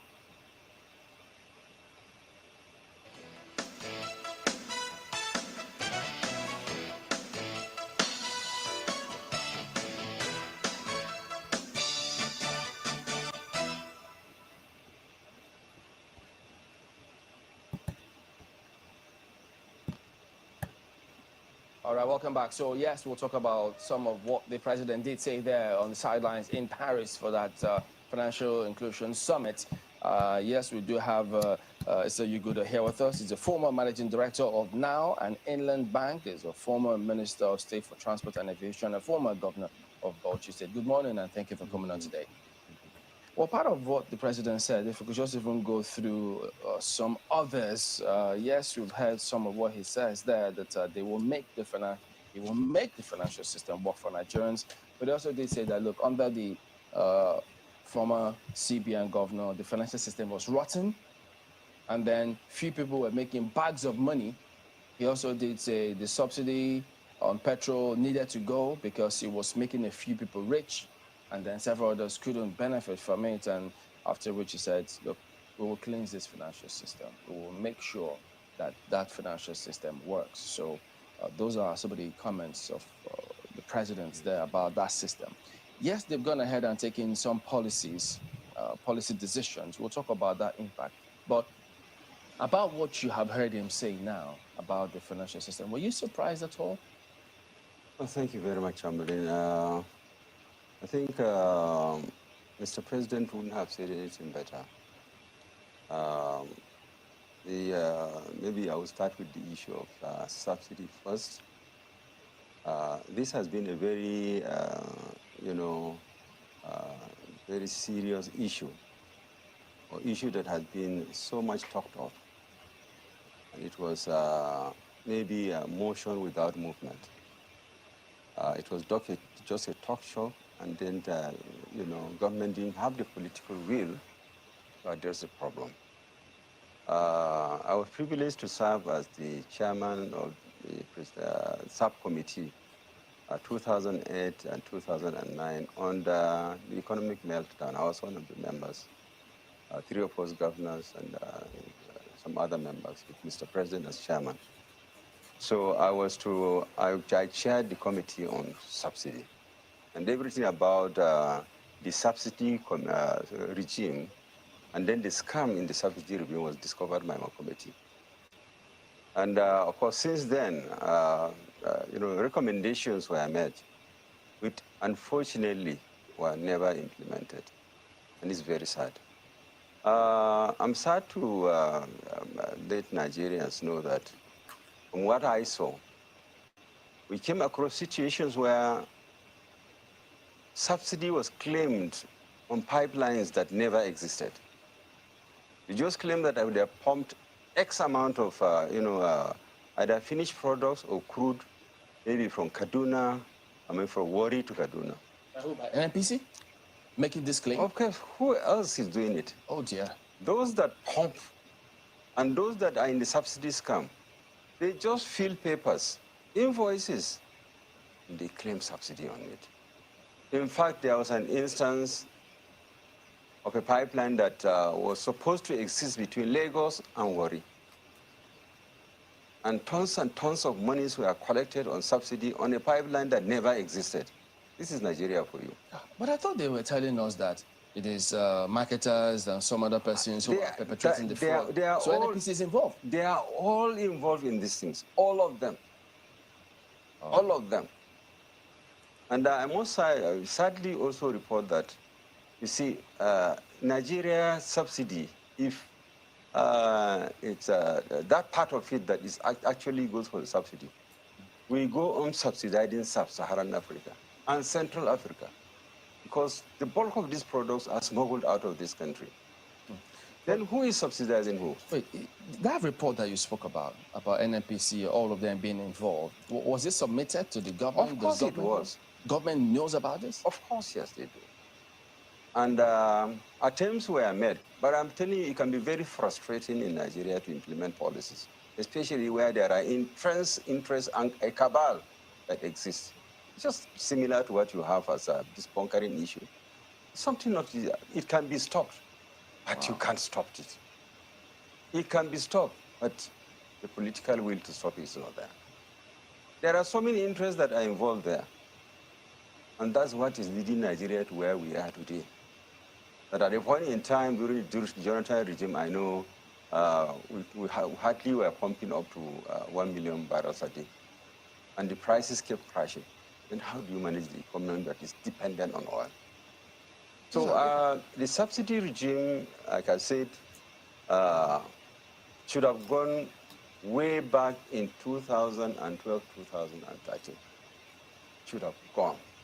Any person that is shouting subsidies are going to affect that, this is a selfish person. A person who is connected to the scammers that are killing this country. What you've said is very shocking to a lot of Nigerians. Much as you say you are sad to tell it, but yes, it's important that Nigerians know. And that means that all this while, the previous government and previous governments have been lying to Nigerians about this subsidy matter. I think so. They didn't have the political will to take the decisions to remove it. All this, they say, IMF is pushing us, IMF is that, World Bank is that is not the issue. In fact, I have one of my friends who is in the oil industry. We traveled to China with him, one of the presidents of Nigeria. He told me, my brother, because we were discussing the subsidy issue, say, I'm a member of the economic team of Mr. President. And when I went for a meeting, I told him, Mr. President, I called him by the side. I said, Mr. President, please remove this subsidy. He said, we are tired of making money. Can you imagine? I'm telling you to God Almighty. He said, we are tired of making money, Mr. President. Can you imagine that? Now they hear something. He say we are tired. Hey God. In a country where people are starving, people dey hungry. Petrol na 600 naira, 700 naira per litre. Una dey hear something wickedness of these people. Remove this subsidy because he is a patriot and he's seen the scams that are going on there. Goodness. And he told me he's alive today. You talked about the recommendations that were made. The recommendations made in that report. Mm-hmm. What were the recommendations? Well, the recommendation was to remove the subsidy and some steps to address some of the problems associated to, making the product, Well, they will hit harder because by Monday it's gonna increase. It will increase again. Oh, seriously? So this 700 is just 600 and say it's just plain. So it's going to increase, Mr. Prince Akwachi. It's going to increase. Yep, more than that. It's increasing.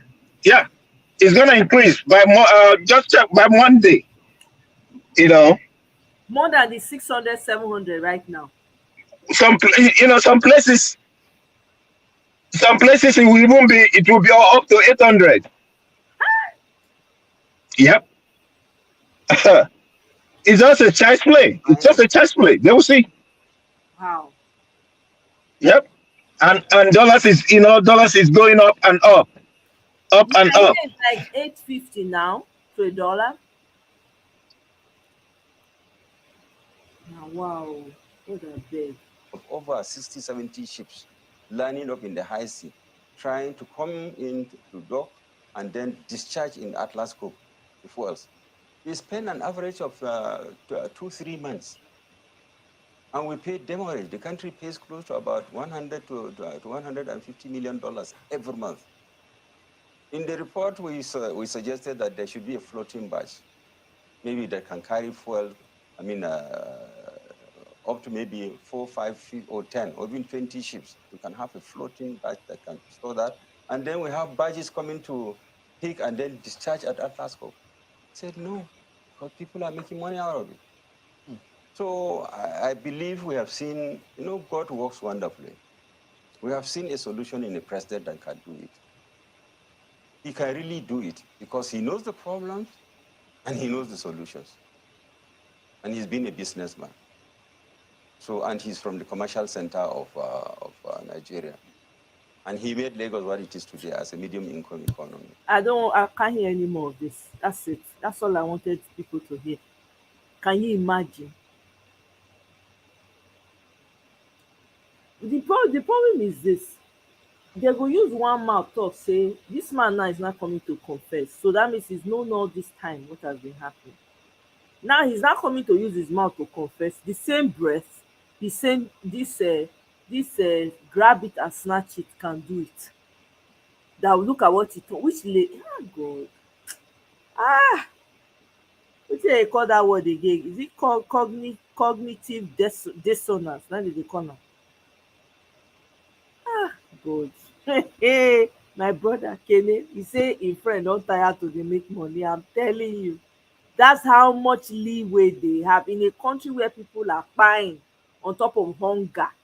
People are selling their children and giving their wives away to go and do domestic work in all these Arab countries. Now this one they talk. Ah, oh God, abeg. We no go fit o. We can't watch these people continue doing this that they're doing. Welcome, Christopher. We cannot. It's not going to work. No, this is not possible. Somebody needs to be irate enough to say, okay, you know what? We know we fit continue. Eh? Can you imagine that? Eh, hey. Is it this one I wanted to play? Let me see. There's a video I wanted to show. Let me just check. So, yes.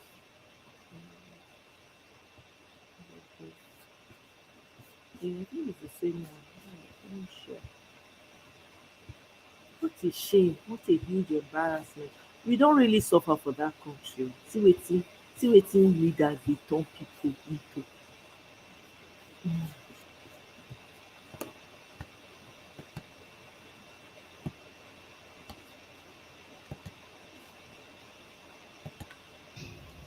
The Federal Republic of Alhaji Aliko Dangote, the concluding part.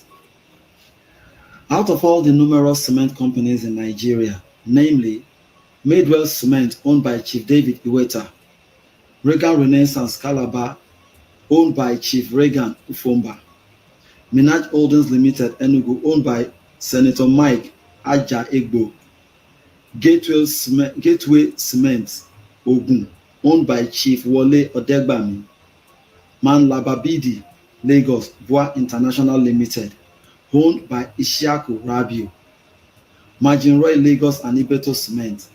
It is only Dangote Cement that is operational. This is in spite of the fact that many of them haven't been existing before Alhaji Aliko Dangote came into the cement business. Yet they have all packed up simply because the government prevented them from accessing import and local licenses. Apart from Alhaji Aliko Dangote to participate in cement businesses like other businesses. Welcome to the Federal Republic of Alhaji Aliko Dangote, otherwise known as Nigeria.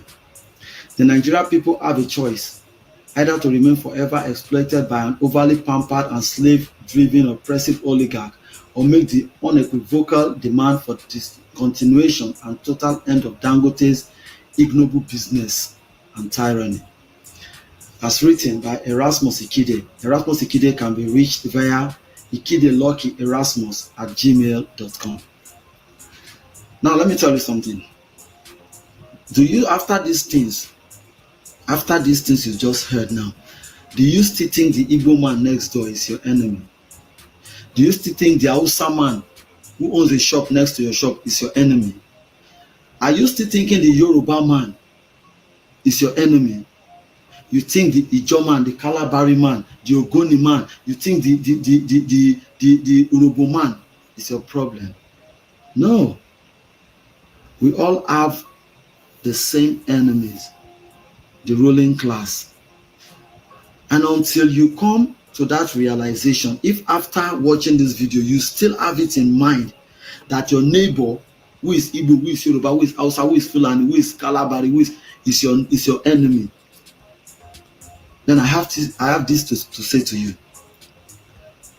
You will remain stupid for the rest of your life.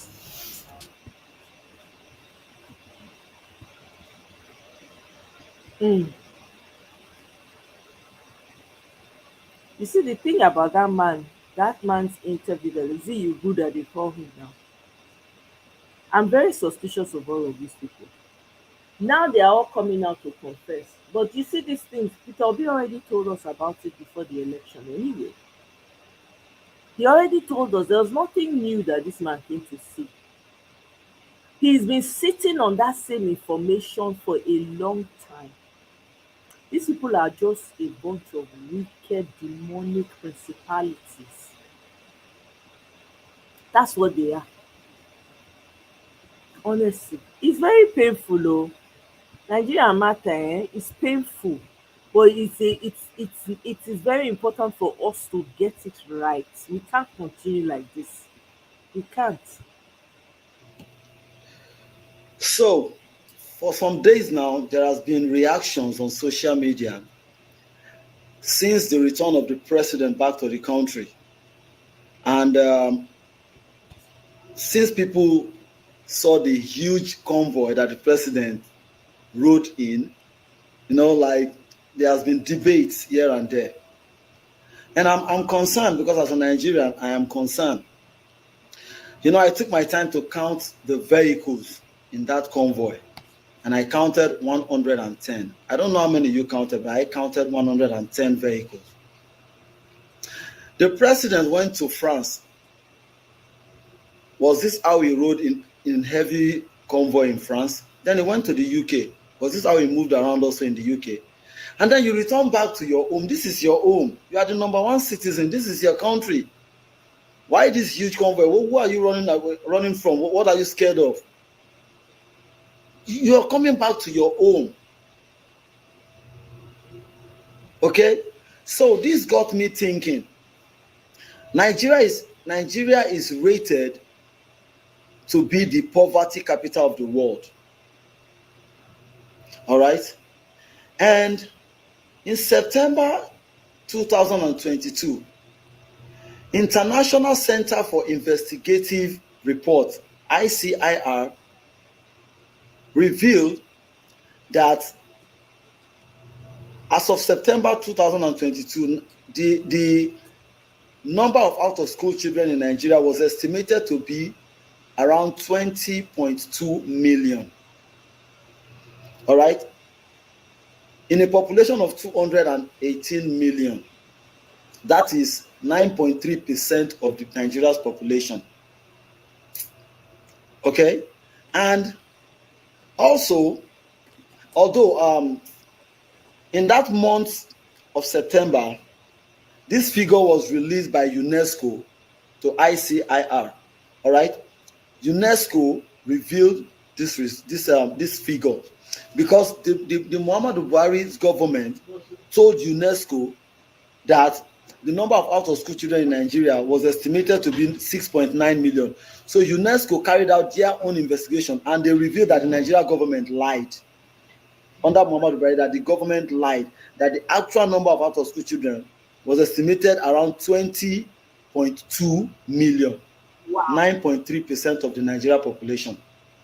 Now, I decide to carry out some research this morning on presidential convoy of presidents across the world. Not all over the world, just some prominent countries. So the president of the United States of America, his convoy has between 40 to 15 vehicles. The actual number is 40, but depending on where he's going, they may add up to like another additional 5 or 10. That is the president of the United States of America, a country considered to be the most powerful nation on the planet. And the convoy of the president of France is said to be between 12 and 13 vehicles. But depending on wherever he's going to, 2 or 3 other vehicles may be added. maybe 15, 16 max, and 8 motorbikes. All right. And then I checked out of the Russian president, it is between 18 and 20, maximum 22 vehicles. And then my president, the president of Nigeria, a country considered to be one of the poorest nations on the planet, a country that has been rated as the poverty capital of the world, I counted 110 vehicles. Okay? Some of you may come out and say, I know some of you will still come to the comment section and talk. And most especially those of you that will always come and threaten us with DSS. Let me tell you, what affects me is affecting the men of the DSS. Yes, you see them, they carry big guns around. The question is, are their salaries, their welfare as big as the guns they carry around? Hey! My God. You don't want to hear the truth. There are some of us that cannot keep the truth. Wow. My father said to me in 1992, he said, the truth you refuse to spill out will become poison to your soul. Mahatma Gandhi said, speak the truth even if you are just a minority of one. The truth is still the truth. In a country that is considered to be the poverty capital of the world, the recently removed governor of the central bank, Godwin Emefiele, revealed that under Muhammadu Buhari ordered him to be releasing 500 billion naira to the Minister for Humanitarian Affairs monthly. If you calculate that money, 500 billion times 12 months, it gives us 6 trillion naira. Times 8 years, it gives us 48 trillion. And the Debt Management Office, DMO, just revealed that Nigeria's debt is at both at federal and state level is at 49.85 trillion. So, and under Muhammadu Buhari, the calculation we just made, or the 500 billion that got the Emefiele released every month for 8 years, it will give us 48 trillion. So that is just that is 1 point. That is our debt now is just 1.85 trillion more than what was stolen under Muhammadu Buhari. They said the money was meant to fight poverty, but yet Nigeria is still considered the poverty capital of the world. So, India has a population of 1,408,000,000, 1.408 billion. The number of out-of-school children in India is estimated around 12,053,019, 12,53019. And just last week, the India Parliament sat down and deliberated, and they came to the conclusion that this number is unacceptable. They are thinking of how to do something very fast, because 12 million children out of school, out of a population of 1.4 billion, is an insult to the Indian government. So they see it as insult. They are pained. They want to end it. But in Nigeria, the numbers of out of school children keep skyrocketing. They don't care about the children of the poor. Because you know why? All their children are schooling overseas. The children of the politicians, they are in the UK, they are in the US, they are in Canada, they are in Saudi Arabia, they are in Dubai, they are in Bahrain, they are everywhere. Canada, France. So they don't care. They don't care. And you ask me, you may want to ask yourself, why is it that the poor people keep supporting, keep fighting each other to protect the interest of these rich people? The answer is very simple: religion and ethnicity. So the same person that does not care if your child goes to school or not, then it comes to seek your vote again, and then you give them your vote because somebody tells you, we must not, this is a Christian community, we cannot allow the Muslim become the leader. This is a Muslim community, we cannot allow the Christian become the leader. This is a Yoruba community, and an Igbo man cannot become the leader. This is an Hausa community, a Yoruba man cannot become the leader.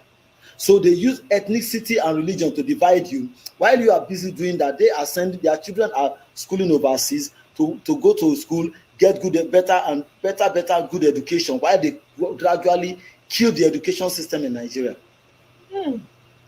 What was it that Peter Obi said concerning Lai Mohammed? When Lai Mohammed went to Washington, D.C. and then to UK to say Peter Obi is committing treason or something, committing treasonable felony or something like that. Peter Obi said the money wasted for Lai Mohammed to go and promote that propaganda should have been used. if that money is enough to build 6 blocks of classrooms. So immediately he said that, and he went ahead and said in that interview that if you go to the minister's village now, it will shock you that the schools there are nothing to write home about. Then Nigerians started fact checking. So Nigerians went to Lai Mohammed's village and started snapping pictures of dilapidated school buildings. Some have no roofs, some have no doors, no windows. So, but then you see, when election comes, the same people in that community whose children are not going to school will still vote based on ethnic and religious differences. We promote religion rather than promoting competence. We reward ethnicity and religion rather than rewarding competence. So to my president, I want to say, welcome back home, sir. But 110 vehicles, this is your country. You're coming back home. Was this how you rode in France? Was this how you rode heavily in the UK? This is your home. Who are you afraid of? What are you scared of? Why this huge convoy? A convoy of 110 vehicles? I met somebody the other day from the UAE, and the guy told me, he said, if you see the way your politicians spend money in Dubai, you will think Nigeria is the richest nation on earth. That he is surprised when he sees some Nigerians are poor. Use your head, guys, before someone else will use it for you. Peace. Oh, now here Three things the guy said that I don't know how he got it. I think number one, when he talks about people voting for Chief Noble, nobody voted for him. He stole. Okay, that one he stole it. And then number two, when you talk about the convoy, his convoy was 123 vehicles. It wasn't 110. And he said he counted 110. Number three, when he talks about America, no, I don't think the president of America go up to 40. I don't think he's up to 40.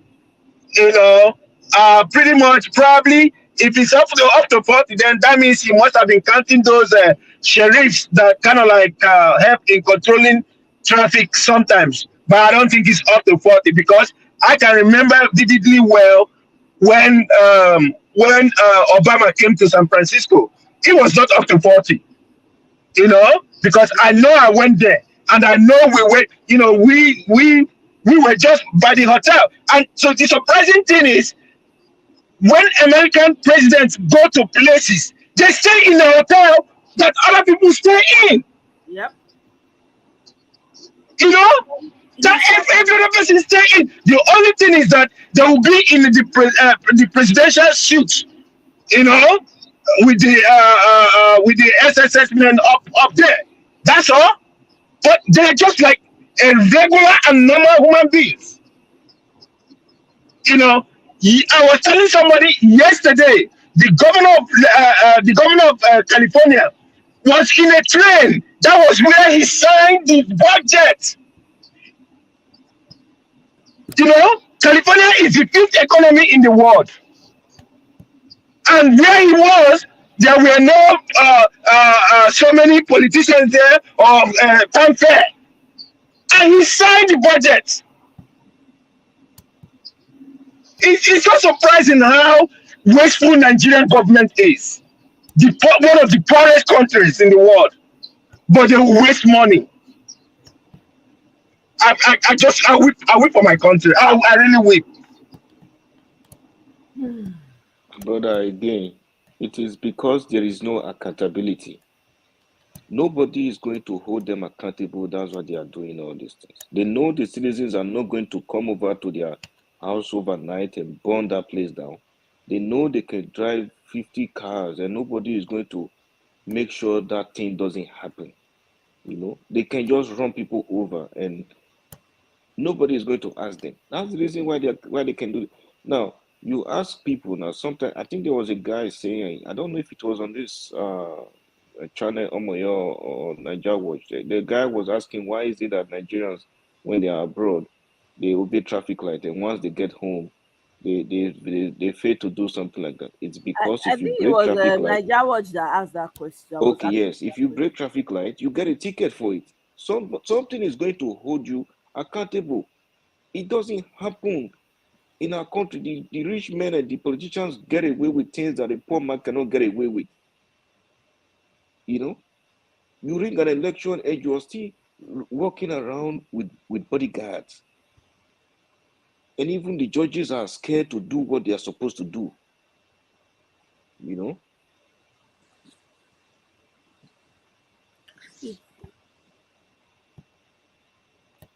It, it's sickening. It really is.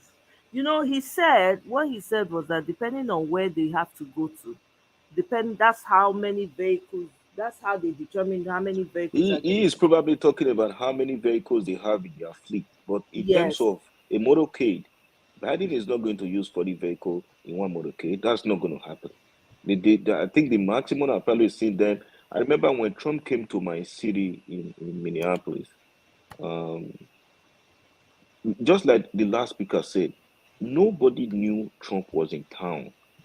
He slept in a hotel that was just right behind my apartment, and nobody knew he was even there. But in Nigeria, a local government shema is coming, everybody will be running the ETA skater. Just a local government shema. Mm-hmm. I don't know, man. The waste of resources is just humongous. Like, you see how much these people waste. They waste things like crazy. And really, come to think of it, for you to buy one plane ticket, or let's just assume Lai Mohammed he used the presidential jet or whatever it is. You have to fuel that jet. It takes a lot of money to buy jet fuel just to fly to the US. To talk nonsense, that thing can really pay thousands and thousands of teachers' salary in 1 month.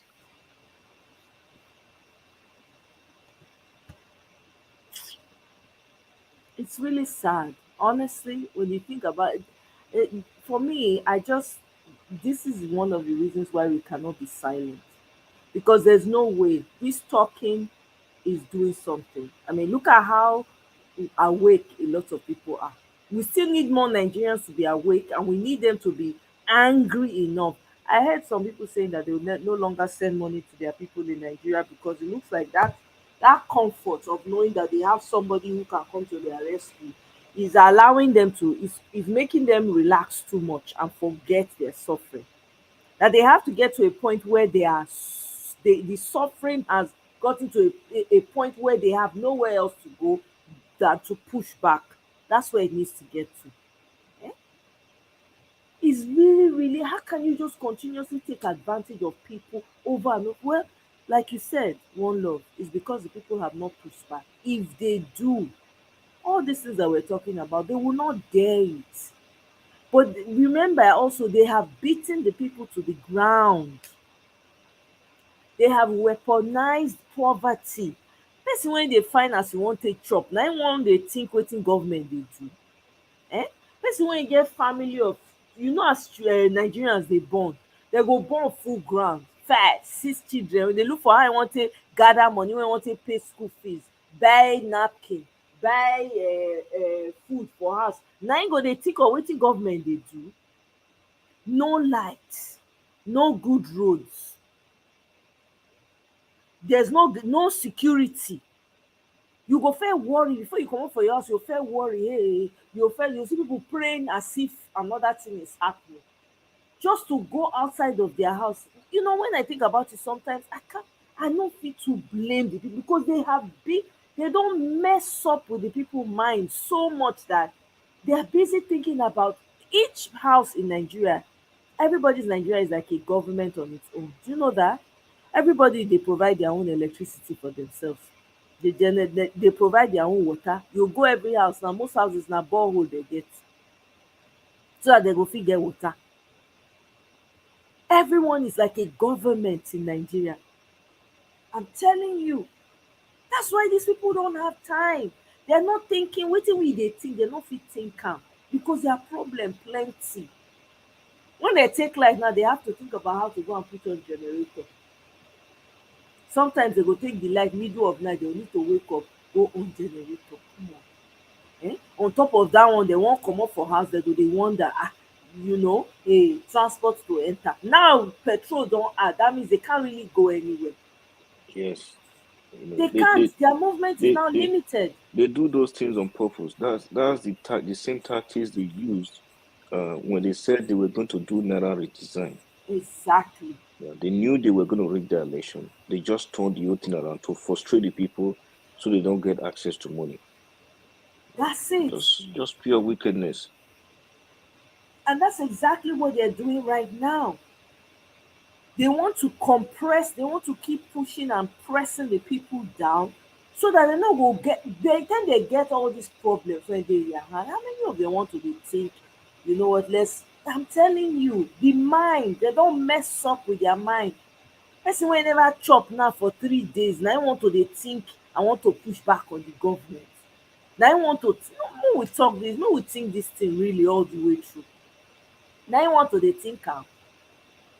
Person wey never chop for 3 days, maybe his salary na 15,000 dem dey pay am. You know there are people dey pay 15,000 in Nigeria. There are people that earn 5,000 in Nigeria. And the people that they're working for will not even consider adding to what they are making. They will still expect them to perform with that miserly amount wey dem dey give them. Because the wickedness, it trickles down. Even the owner of house is wicked to their domestic staff. So you see the layers of problem wey e dey for Nigeria. Sometimes that's why I cannot completely in good conscience, all of my mind, just say I blame these people. I can't completely, because the government is doing their own. The citizens amongst themselves too are punishing themselves. Person wey get domestic staff, you have drivers, you have nannies or whoever is working for you. You need to hear what these people do to their domestic staff. You go weep. We're not talking about the government now. Are those people not Nigerians? Don't they know what's going on? And they're supposedly people who have some money. See the way they treat their staff. Your own person. It's not as if this person is from out of, what now has started happening in Nigeria. People started hiring domestic staff from the Philippines. It now became a flex for them. They say, oh, my domestic staff is from the Philippines. I'm telling you, this is how damaged, this is how disturbing the problem in Nigeria is. There's no love for one another. It's a flex for them to say, oh yeah, I'm able to hire a Filipino to come and work for me. So they will disregard their own, pay the Filipino person more and treat them better than their own. You see how deep the problem goes? So na person now when dey think of how e wan take provide for im children, na how e wan take get water, how e wan take get light, how make dem no go drive am for work, make e quick show up for work with dis whole petrol something, and na im want to dey think, I want to go and fight the government. Make we think am. No light, nothing dey happen for dat country. People can't even travel anymore. So even if you claim say you have money, you are working, if you have 2.2 million na you fit travel. But right now the fare price don go up. 2.2 million for economy class. Please make it make sense. 2.2 million unto say you wan just travel, ma just go leave come back. It's crazy. So sometimes when I sit down, I will think about say, I can't really completely blame these Nigerians, man. I can't blame them. I just imagine it during the time of Abacha, then when people were using sawdust to cook. They cut everybody off the source news. How many news you want hear? How many? No lights to even hear the news. So a lot of things that were happening that we did not know. They kept Nigerians in the dark. Eh? Let's just be very frank. It's those of us that were able to escape by the grace of God, by the sheer favor and the mercies of God, that are now see how things are supposed to be done. That are now saying, wow, so this is how it's supposed to be done. It's now everybody's eyes are when you now live there and you now like, wow, people are supposed to care for their own. So imagine people that have been born in that society that don't have any idea. The only thing they know is how this government works. That's the only thing they know. They don't know anything else. Can you blame those type of people? You can't. Environment matters. How would they know the right thing if they don't see the right thing? If they were born in the wrong thing, they've lived in the wrong thing for so long. When you see some of these young people repeating the same pattern, do you really blame them? That's all they see. The only person now that is coming now, this is why you see that obese movement is wild. It's just spreading wild because people are becoming more informed, are getting to know better and do things better. It has really shone light on so many things. Prior to that, how many people know how government supposed to run? How many people know? How many people had an example of a true leader, of a servant, somebody who cares for the people? How many people? Do you know how many people's lives were saved during this election period with Peter Obi? How many people got saved? How many people got housing, jobs, business connection, all in this Obi movement? Remember the guy that went and stood in front of his vehicle? That guy's life is changed forever. He and his mom. All in this obese movement. And there are so many more that I can't even finish counting. What about the ones, even during after the election, the people that they made, the ones that were injured, the ones that lost life? The Peter Obi ensured that they paid visits to all of them. Please talk about leadership. This is the first time Nigerians are seeing a glimmer of the taste of what it really should be like. And thankfully, Peter Obi embodies everything in one. So even though sometimes I feel tempted to like scream at the people back home, I also say to myself, come on, these people were born in not knowing rights. How do you expect them to know difference if they don't have anything? It's like growing up without a father and mother telling you this is wrong, this is right. How do you differentiate what is wrong, what is right, if nobody ever told you? You have to learn through life. You have to literally raise yourself, and that means you're going to hit rock each step of the way. The rock you're supposed to have easily avoided, you cannot avoid it because you had no parents. Nobody told you what was good, what was not good. So you have to learn by doing the wrong thing to realize, okay, that's not good. You know, and this is one of the reasons why I can't keep quiet. I can't stop because I just feel like people need to hear. They need to, people need to educate. They need to know what they happen. They need to understand. They need to come out of that mindset because you win the battle in the mind first before you can win it on the outside. The more people know, the more aware they become, the more enlightened they are, the more they can get angry so they can push back. If they don't know, how do they push back? In the midst of trying to look for food. Is it all those people that carry loads for people in the market now that are looking for 50 naira every day to carry load? Now you want us to make dem come fight? Wetin dem wan fight for? Some of them have even given up on life already. There's nothing to expect. So if they just give them anything, they will do whatever. I saw a documentary of one man that was doing a documentary about gangs in Lagos. He went to start visiting them. Some of them, this one particular young lady, she lost her husband, young woman, but has like 4 or 5 children for the man. But they brought, she said people came and just initiated him into that gang. Lagos is filled with gangs. Lagos is full of gangs. It's really, when I think about it, I really can't get too upset with them because they don't know better. They don't know better. They don't even know their history. They don't even know who they are. So when they come here and they see something and they start to act ignorant, you start to insult them and say they don't know. If they don't know, they don't know. Not be where person know reach now they do something. Now when you know rich, you go do something. You no go do pass where you know. That's what's going on. So it's like a two-edged sword there.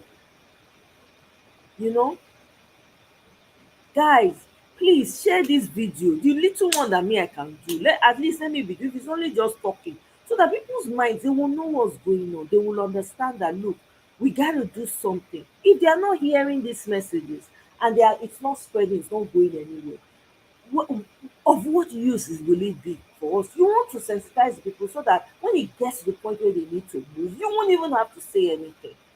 You won't have to. Yeah? Look at the answers that happened in Lagos. It's because the people were aware. Lagos is a place where you have people around you, people are talking to you, and you can hear information. It's not like that. Lagos is different from every other community in Nigeria. Not everywhere is like Lagos. Not everywhere is like Abuja. You and I know that there are small towns, there are mid-sized towns where some of them they haven't seen light in a year. In a year, some more than a year, they never see blink of light. Na generator, the ones wey dem fit afford am, or lantern, or the ones wey maybe their people get small dough go buy dem small better generator wey dem dey manage, and na only no be every time dem dey on am. It's crazy. Yeah, exactly, Kenny. Infant mortality, that's another thing. No good roads, no good hospitals, nowhere safe. They don't even have what's it called, um pavements for people to walk in. They don't care. That's how much they don't care about the citizens. No place marked for pedestrians to walk in. No place earmarked, nothing. You fit dey walk, you go dey waka for middle of road where car dey pass. Please make me government wey no dey think about human being. Dat one na government. Even the people themselves are not, they are not kind to themselves. They don't even make it any easier for themselves. Eh? Man go marry woman, he go do the woman anyhow. Same thing, woman go marry enter man house, everybody just dey treat everybody terribly. Because the head is rotten, so it filters down. E go affect the energy of that particular country, affect everything else. E bad before, imagine as e go be now. So we have to keep educating and shouting and talking and spending as much time as we can calling out on people and getting them to hopefully open their hearts to see, to prepare their minds for whatever revolution is going to come, because we cannot continue like this as Nigerians. We can't. We can't. Mr. Tony, welcome. We cannot. Eh? Can't gain anything from these people. These people have nothing to offer. They are empty. They are empty vessels. All they care about is amassing, taking everything that belongs to the people. That's all they care about. They are not interested in the good of anyone. They don't care. It's obvious in the way they do things. It's so obvious. They're so removed from the surface of the people. They cannot connect. Eh? I saw a video of for Food Kayode from his house. He stood in the balcony. The pack of people, that are beggars, all those beggars when they during Salam, when they come, they meet people from house to house, they eat. See them full in front of the house, that they video am. I say, look, is this not madness? This is ignorance raised to power 1,000. What does this a man think he's doing, for crying out loud? Standing on the balcony and waving like some mini god. Hey, Nigerians have suffered though. Waving at them with his son in front, telling the son, I wave. Hey God, what an insult.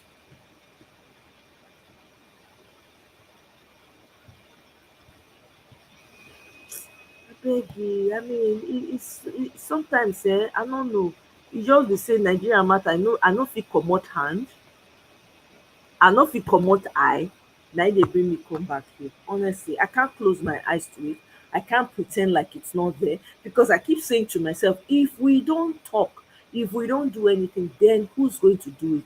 We already all agree that these people don't care about us.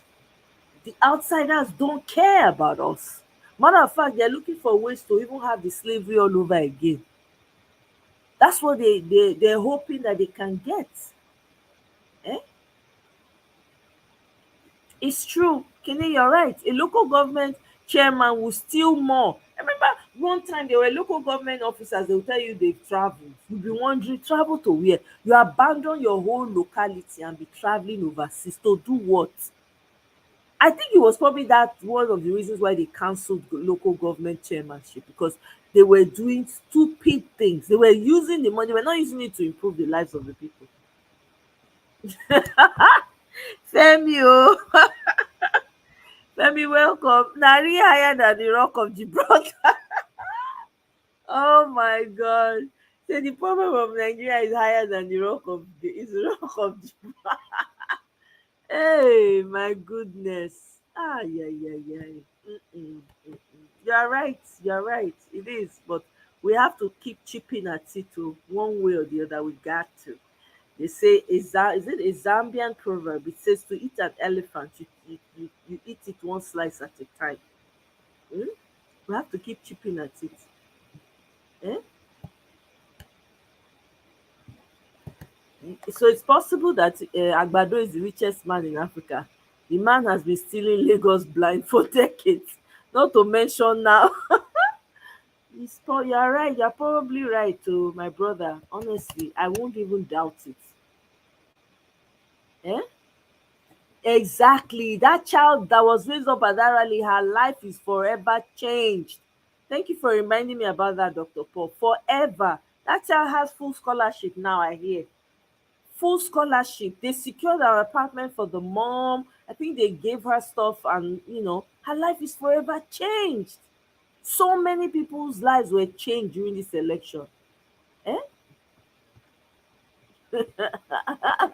I'm not here to I doubt it, but I'm not here to brag about evil. We are a mess. Nigerian corruption is next level. I'm telling you. Eh? You say, Kenny, I don't understand. You see me, I cut the section of my stream to 5 to 10 minutes. Easier to share than five. Okay, so may I cut this stream to 5 to 10 minutes? I don't understand. It's easier to share than 5 hour stream. I don't understand though. If you share am while it's live, people will come join now. Or you fit cut the side when you wan cut. Share am. Because I don't know what you mean by, unless you want to come in the panel and explain it to me, because I don't know. I just dey do am as I dey go. I'm not that tech savvy like that. Amaka, welcome. Oh, good evening. Greetings to you. Yeah.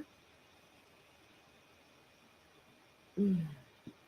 It's a mess. No, Femi, it is a mess. Nigeria is a mess, but we can't stop. We have to fix it. We have to. It's a must. It's a must. Yeah? Part of me thinks the judges will do right by PO. The judges know the masses are suffering. Well, we will see now. Now here we did. Yeah, they are. They certainly are. They pay them peanuts. You go to the warehouses that Chinese people have in Nigeria and you see Nigerians working there. The Nigerians working in those manufacturing companies by Indians and Chinese, they are very unkempt. I doubt that they pay them anything good. You, I mean, not to talk of even Julius Berger. Is it Julius Berger now? Right, The, the ones who the, the build. one where they pay me pass be say when you come here, Indians are taxi drivers. Yes. The Chinese people are just in a grocery store. But you go to my country and you see them, they are expatriates. Oyibo, they go give them cook, they go give them everything. Hmm. Hmm. Now, wow. I'm telling Wow. you. I'm telling you. They go give them, but na Nigeria take get mouth now. I say na Indian, Chinese, wetin dey call dis people now? Lebanese people na dem get Lagos now. Dem don take over. China now don get the seaport now for the next 45 years. Now China get that seaport, nothing wey dem fit do. Yeah. Oh, you are thinking of sharing the videos generally? Okay. You can cut like you can cut a chunk from it, like, if you there's a if you go if you open it and you see like a section that you can just cut that clip of it and then send it. I don't know how, but I think you can do that. You know.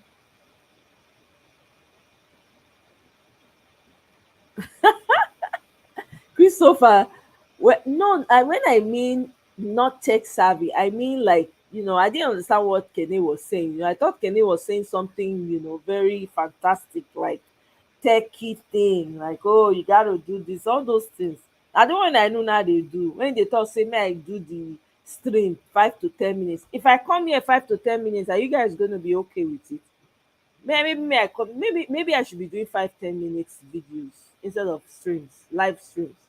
Maybe that's what Kene is talking about. Kene, right? I should just do 5 10 minutes videos and just drop it. Okay, generally, not just the okay. I will do like a short stream, maybe a 10 minute stream on one of the issues, and just, yeah, and do that. Our people see this Chinese, they see them. I don't understand. The inferiority complex not be here. The way they treat Nigerians, it's heartbreaking. It is so hard. The way they carry on in my own country, I'm like, what the heck? Why these people get leg like this for my own country? Eh? Tato, you say no. I will do. I know, right? I told him, I said, you can chop highlights of 5 hour stream. Like, you can go in like a particular, if there's a particular area. Okay, Kenny has come into the panel. Let me come and explain. Kenny, welcome. Oh, good evening. Yes, so good evening now. Good to hear your voice. Welcome. See as you dey sound quiet. Who dey hear you now go say, oh, what such a quiet, gentle. I'm a quiet gentleman. Ask around. Asa Kato. He, Kene he, says he's a quiet gentleman. the problem is he listens to rumors too much. Okay. Kato. Okay, I'll wait for you to respond. And Eunice. Eunice Don't, and Kato can respond. don't follow rumors. Okay, I hear you. I will take your word for it. Please do. Take my word for it. Grab it, take it, Snatch it and run away with it. snatch it, run away with it. I see your pictures, oh. You are just taking picture up and down. Now, hey, now why you be model? So that you be mango model now. I see you don't change like 16 pictures. 60K. Wow. I don't look. I only counted 6, so. But us Nigerians now, you have to inflate figures. Okay, that one I walked right into that one. Yeah, exactly. Yeah, so what do you mean? You mean I should? Oh, sorry. No, I was talking about, generally, I was talking about like how to pretty much make it easier for us to share your videos. So initially I was saying, no, maybe when you say sharing the videos, and like my mind went to, okay, but these streams are like 3 to 6 hours long. It'll be hard to share the video, but I didn't know you were saying while you're on live that we should share so that people will come in and join in live. Yes. Yeah. So I didn't know that's what you meant. Yeah. But beyond that though, so with the 5 hour stream, there are different sections where it's just you talking. My suggestion would be if there's a way that you can cut out those sections where it's just you talking, or maybe you have fewer interaction with people. You can cut it 5 to 10 minutes and put it in your channel so that it'll be easy for us to share in our Facebook timeline, Twitter, and all those places, right? Okay. Yeah. Okay, that makes sense. I probably would do that. I know it's more work, sorry, but Yeah, yeah. it's more work. Yeah, but I'm saying if you can, Right. you don't have to, but if you Yeah. can. Yeah, I will try to do it. I understand exactly what you mean because those ones will be shorter. People can listen in and quickly. Exactly, yeah. Yeah, no, I definitely hear you, my brother. So Femi, you say we should leave the Chinese and Lebanese. I know it's true. You're right. We should leave them alone because we gave them the permission to operate the way they do. Absolutely. You're Actually, right. the sorry to cut in, the Lebanese, I don't really have a problem with them. I have a problem, but not too much. Lebanese they are pretty much Nigerians at this point. They've been there like before independence. That's true. Like, yeah, as in like part of us. Like Bata that we discussed yesterday is Lebanese company. Hmm. Yeah. So they've been like in Jos for so long, and the north or north central, you know. So, but the only problem is, as the years went by and we started having corrupt leaders, them themselves are very, very shrewd business people. So they Mm-hmm. figured out they could get by, bribing leaders and treating the people like crap and maximizing their profits and all of them. When Nigeria was working, the Lebanese people were just legit business people. Right.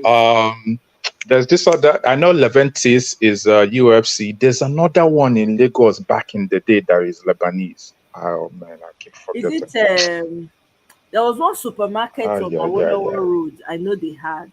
Yeah, back in the day, like in the 80s, 70s, 80s, like that's Oh, a okay. Lebanese supermarket. They are doing like all these things that sorry, I was gonna say Agolo people. Agolo is the town for P2B. P2B's town is P2B's town is known for supermarket business. Ah, So that's what all of them do. Yeah, that's what all oh, of them do. really? Yeah, that's what P2B started with doing. The whole town is supermarket. Anywhere you see supermarket Uh-huh. is Agolo people. Nationwide though. Interesting. Yeah, So nationwide. Ebe are not Oba, is it Oba? Obe? How do you Ebano. Ebano in Yeah, I don't know. Yeah. Ebano is new. Ebano started after ShopRite. But back in yes. the day, like all these supermarkets everywhere across the country is mainly a supermarket and bakery. But bakery is also part of supermarket because supermarket has bread. That's true. So yeah.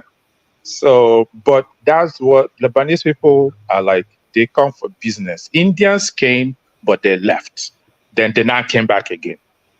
I know Oh. back in the day, there was a lot of Indians in the 70s and in the 80s. Mm-hmm. A lot of them were also even university. I know I went to school with some Indian kids back in the day.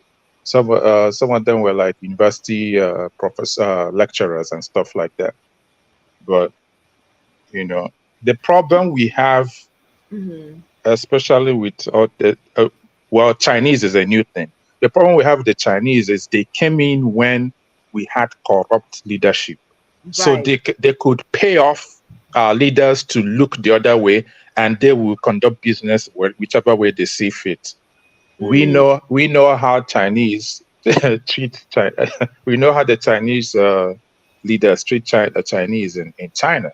So they have this elite mentality also, and this communist idea sometimes that just they know how to press neck on the poor fellows. We know how factories are done in their country. You know, all these Apple iPhone countries that Yeah. people actually jump off the building and commit suicide. Yeah, because the living conditions are crazy. Like over Yeah. there in China, I mean, like they have like cities that are the factory is more like a city. So you come off the factory line, then you walk a few blocks, then you enter your accommodation building, then they organize, like, even you marry, when you're going to marry co-worker, you marry when you're going to marry, then you probably marry a co-worker, and the company does the wedding for you, sponsor the wedding. Are Like you kidding? you need to watch documentary, man. You need to watch documentary Wow. on China. But that's why a lot of them run away to greener pasture. But the problem they're gonna have is also that young workforce, is kind of like, fading now. So at Right. some 20, 30 years, I don't know if they're gonna be that manufacturing capital of the world anymore. If we play our cards right, we Africa will probably be that human resources workforce that we can use to, like, make our GDP higher, back like later on, maybe 10, not 10, but maybe 20, 30 years. Because right now, when you talk about people, I think 18 and younger worldwide, the highest population is in Africa. Hmm. Yeah. Highest population is in Africa. So the future favors us. But the problem is, if we don't get our act together today, then it will definitely be a liability down the road. Big time liability. Hi. Wow. God, I beg you. But we have enough people in that country that we don't need India. We We don't don't need need China. anyone. We don't Yeah. need them. We don't need them. We certainly don't need them because we have a very vibrant, young, Uh-huh. youthful, yeah, very creative people too. We don't need them. We're self-reliant. Eh? We have to get this country, we have to get it right too. Honestly, we have to. Luxury is asking a question here. I want to ask you questions. Is it possible for Nigeria to ever change? Number one. I bet my panelists now go help me answer that question. Because also, can Nigerians ever open their eyes and minds to what our government is doing to the country? Over to you. BB, now you just the enter, so now I go start the questions with you. So so that I will fail the jam question, Abi, then you will tell me to go to court. Exactly. Uh-uh. How you take it? Jump don't reduce. This kind jam question, then you go tell me, say, when I vex now, you say go to court. Jump reduce pass mark now. It's now 140. So it might pass. Give it a shot. It might pass. It might actually pass. Serious? 140 Yeah. now. It's 140 over 400. My brother first Oh, do way the whole world the full and take verse. And I don't constant. On I with on our you these people. More than take on our time, eh? You want me to call us Arido Kubo for you people? It's an interesting question. Can everybody hear me? Can hear you. Everybody went quiet all of a sudden. It's an interesting question that can Nigeria ever change? I think the question to first of all ask is, what is the Nigeria's definition of change? Because everybody has a definition of change. Man, whenever seafood chop, in change now, make it for seafood first before you go think of any other thing. Person wey no get money, in matter now, make it for see money, then every other thing will solve. So what is, and then change according to the region. The change in the north is not the same thing as a change in the east. The change in the west is not the same thing as a change in the middle belt.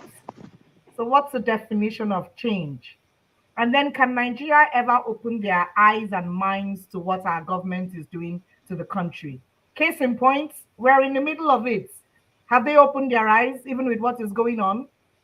You still see some people, I mean, some I refuse to entertain and give her audience, but some non-entity came out and said that the suffering in Nigeria will get used to it. From a woman, we don't born Pekin. She had the audacity to say that Nigerians would get used to the suffering. And are we not in the middle of the suffering today?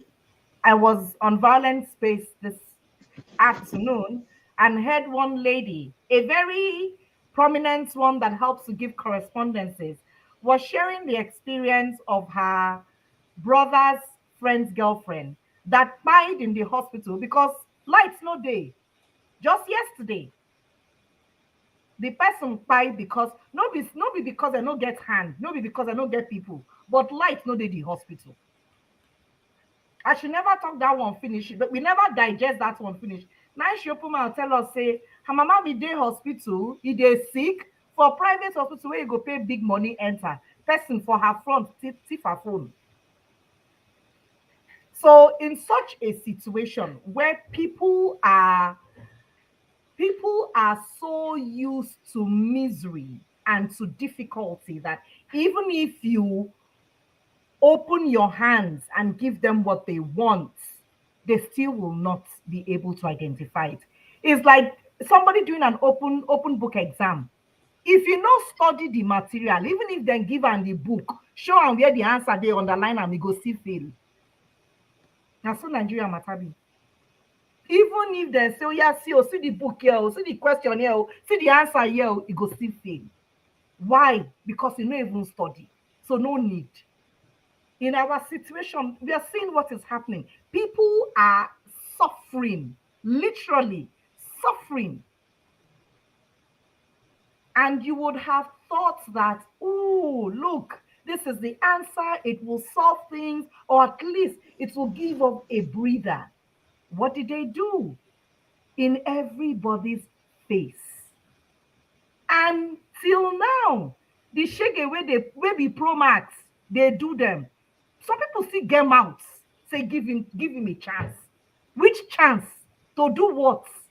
Does he even understand what chance is? I said it one time on this show, oh my, yeah, I don't know if you remember, that it's difficult to give what you don't have. Tinubu does not understand what life is, how to progress and to get better. He's never experienced it because from inception, it's been criminality and fraud all the way. So, how can he present that to over 200 million people? Tell me. He doesn't know what that is. He's always been grab it, yank it, steal it, do whatever to get what you want. So, in his situation of a journey of 1,000 miles takes one step, his own is with one giant leap, you will get there. So, he doesn't know what progress is. And so, therefore, he cannot offer progress. Hence, all these stupid laws he's making. Make I share one information. I just hear am. When I no ask me where I hear am from. My people, the money for the student loan, they don't share and finish. The student don't collect all the money finish. Which students? Oh, they ask me. I not tell you something, you don't ask me question. So I want to know now which student, now the Agbado students. They don't collect, they don't share the money finish. I just they tell you. Okay. The question where you go ask be say, where the money come from? So because as we sabi, they don't borrow all the money for Nigeria finish. So where is the money they gave out coming from? The 114% where they won't give people, where are you going to get the money from? Because money no day. You're not producing anything. The refinery never begin to the work. On top of that, poor man hunger don't increase times 1,000. So where is the money coming from? So yes, the question is, what is the Nigeria's definition of change? What is the Nigeria's definition of change? When the change come, can they identify it? Because you and I, when you see something different, if you're used to a particular thing and you want something better, you will go for it, or you at least make a try. This one, we are not even trying. We don't want to try. And even when we are seeing people that are willing to share with us how to try, we push them to the back. Look at what is going on. Look at what is going on. When did Nigeria become this? I keep singing the same song. I don't want them to do anything. I just want them to return Nigeria to 24 years back because things were good then. People could survive, people could breathe. There was middle class, albeit, a facade. But at least it gave people the hope that I will get there one day. At this rate now, nobody has any hope of getting there one day. My husband was telling me that my brother-in-law was like, look, even if you wanted to go to work, go, you can't. Now, the story now is there's petrol, Kosovo. Rain, they show us meme everywhere. So, Nigeria, wahala. Look, my solution, General Rawlings showed how it could be done in Ghana. I stand by that 150%. If you want to find out, go and look the Ghana history books. He did it nicely well, and they started afresh. That is what we need. Because as long as there's a trace of these cronies, Omoya used to say something that it sounds like a joke, but it's so true. Say anybody will go enter office, we go first doing DNA. Say if he gets DNA of anybody trace, we go say we no want. I support him. Because if the fathers are like this, and their children are seeing them, what are the children learning from the fathers? How can the children come and teach what their fathers never showed them? We will all be in that situation. It will be like running around in circles, like a dog chasing its tail to no avail. At the end of the day, you just end up getting tired, but you're still at the same point. So there has to be a complete elimination. And not say clean, no, you go erase and so say the trace no go even there anywhere. That is when we can now start making a headway. Because if you don't, the little seeds planted, it's like a child of a tiger. It will eventually grow up to become a full-blown tiger, no matter how nice you treat it. And that is what this man is doing, leaving all the little bits of his cronies anywhere. Look at it, for heaven's sake. 29. How many more hours to the end of 29? Okay, Nigeria, it is over 1 month now. And what have you done? Then to crown it, 130 convoy cars. What gas, what petrol are you using? Who is watching that?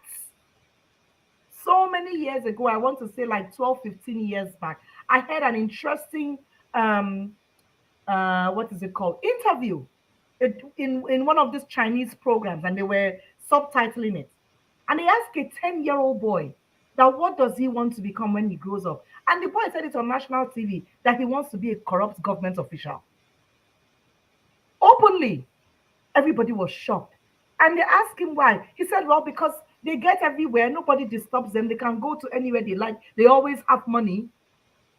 That is what that boy saw at 10. So if he could start dreaming of that, tell me, how will you wash away that dream in his innocent mind? And then look at what our people are doing. I mean, the other one that just got into, that was under Labour Party and came out and opened his mouth and was saying he's very happy with what the president is doing. He never even reached 1 month. See what's in that one they talk. So if you leave traces of them inside, it's going to be the same story. And at the end of the day, you will have the breeds of the likes of Festus Okoye that will come out on national TV and think that every Nigerian is less than 2-year-old, and that when he tells us a lie, we will swallow it hook, line, and sinker and be happy with it. So my brothers and sisters, what is the definition of change? What is the definition of change to an Igbo man, to a Hausa man, to a Yoruba man, an Ijaw man, an Edo man, a Tiv man, somebody from Plateau, Nasarawa, Kogi, Bauchi? I can keep going on. What is the definition of change to the Kaduna person that doesn't have a village to go back to? What is the definition of change to the Nasarawa women that were outside, crying their heads out, standing out as the way God created them? What is the definition of change to the people that risk everything and lost family members to a rigged, internationally rigged election? what is the definition of change to the bald-headed judges sitting down on that table that are asking people, so what do you want us to do? Come on, yeah, I yield for now. tó ẹ ṣeun o. So much. I mean, maybe you've said it all. I don't think you left anything for anybody to respond to again. You talk and pata finish. Bamidele, did you have anything to add to that, to the question that was asked? Bamidele, are you still there? Bamidele, my brother, don't do so. Chris Akwachi, are you still there with us? I'm very much here. Okay. Did you have anything to add to this? I guess she said it all. Yeah. Definitely, she did. If I have to add anything, it's just like I just said it earlier. Doing nothing is not an option. We'll keep pushing. Um, yeah, yeah. We'll just keep pushing. Hopefully, uh, they will learn or they will hear us. Right. Yeah. Thank you. One love, my brother. Anything else to add? Because I'm going to be wrapping this up. One love. Let's say one love self don't sleep. Oh boy. Nigeria matter, eh? Everybody dey sleep. Kenny, I hope say you self never sleep. I mean they chop mango for that Oh, side. can they get mango tree? Ah, they enjoy mango. They can shine our eyes. They take picture. Can I? You Different guy, you go pose with share the am. mango. You go share the love. I'm not sharing my mango. Yeah, Yesterday's price is not today's price anyway. The price don't go. Well, the fuel that I used to climb the tree has increased. Oh, the subsidy. You don't come out the subsidy for your mango. There's just subsidy again. Price don't go up. That question there. Well, let me see. Let me find that question again, sir. Because I feel like personally, I think that Nigeria hasn't changed, but it's changing. So when I say it's changing, that means at least there's something to look ahead to. I say this because from the numbers we gathered, so this one is not rumor anymore, but from the numbers we gathered during the past election, we know that majority of the votes went to P2B. Now, the only reason for that is because there's something that people saw and heard that actually made them to change their mindset to a certain kind of wavelength that clicked to what P2B was saying. And we all know P2B's message, about competency, wealth with enterprise, anti-corruption. When I say, I was going to say, okay, he's definitely anti-corruption, but there's something that he said, just to digress a little bit. There was something he said a few years ago when they were asking him about someone that they found millions of naira in their house, and they were asking him his reaction to that. And his explanation was like that his problem is not that that the money was stolen, but that they left the money in the house. That they would have put the money in the bank, it would have yielded interest. The bank would have used the money to give loans to people, that kind of thing. But anyways, I think I remember that. yeah, it was so funny though, but he made so much sense. So he's like the part that he said, his problem is not that the money was stolen. It will make somebody think, okay, he doesn't really care for corruption, but he does. He's not. He definitely doesn't. He definitely doesn't like corruption. But anyways, going back to what I was saying, there's change in the air. there's change already happening, but the Nigerian ship of state is is a Titanic, you know. So to move things, it's like trailer. If you turn trailer steering, it takes a while for the ship to move. So that's what's actually going on. So change is happening, but as for something tangible that the common man or the common woman can hold on to and say, okay, this is the direct implication of the change to me personally. That hasn't that is not in place yet. So hopefully, you know, there will be a point where the Nigeria as we know it, everybody will enjoy the dividends of, you know, all our resources, all our manpower and all that. As for Rollins' way of handling the issue, I think that was an extreme, right? That is an extreme, but it's also a solution, right? It's a solution, but I find it kind of extreme. There's a way that we've been doing things now that we can achieve the same goal. It wouldn't take forever to achieve this whole Lekki toll gate thing. Right. Yeah, that shows you that the people can actually affect change quicker than it used to happen before, you know. And yeah, it's that change is definitely I see that change coming for sure. Yeah. And Nigerians ever open their eyes and minds to what our government is doing to the country? Everybody knows what everybody knows what the government is doing to the country. It's just that, oh yeah, there's another point I wanted to make with regards to change. So change is happening and change is already going on, but there's a war happening. This war is between the elite, the haves and the have-nots. You know, the elite and the quote unquote commoners.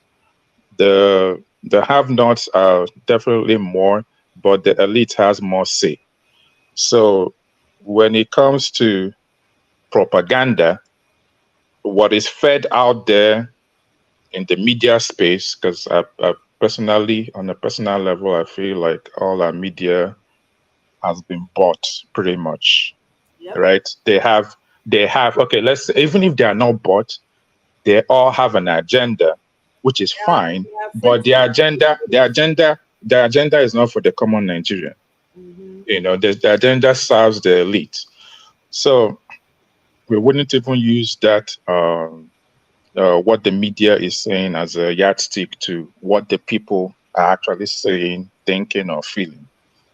So when it comes to going back to what I was saying with regards to it being like a moral kind of war going on, it will make it look as if that there's no change bubbling, you know, underneath, because the voices that is more vocal, the voices that people hear more, is the voices of the skewed narrative that the elite is pushing out there. So yeah, the people definitely know what's going on in the country. They definitely know what the government is doing to the country. We all see the numbers that is coming out there every day with regards to the money that is being stolen and how misappropriation is happening in on the government level. But yeah, we're still gonna fight this to the very end and make sure that all this nonsense is changed for good, because you know it's really, really, really, really messed up right now. It really is. It really, but I wanted to refer to luxury here. Luxury, you said that this was her last comment. She said, I'm still hoping for a better country. I know that change will come. It might not be in our generation or mine. It will be in my generation. So certainly will be. We can't. This mess cannot go over to the next generation. I mean, how many of us know that this mess that we're in? Do you think the next generation is going to survive this? We can't. We have to now. We need to gather, tell ourselves, say no, we can't allow this. This mess is already too much. It's already too much. Which generation wan come handle this mess? Na curse na dem just dey curse the ones wey dey come before now. They'll say una no even do anything at all.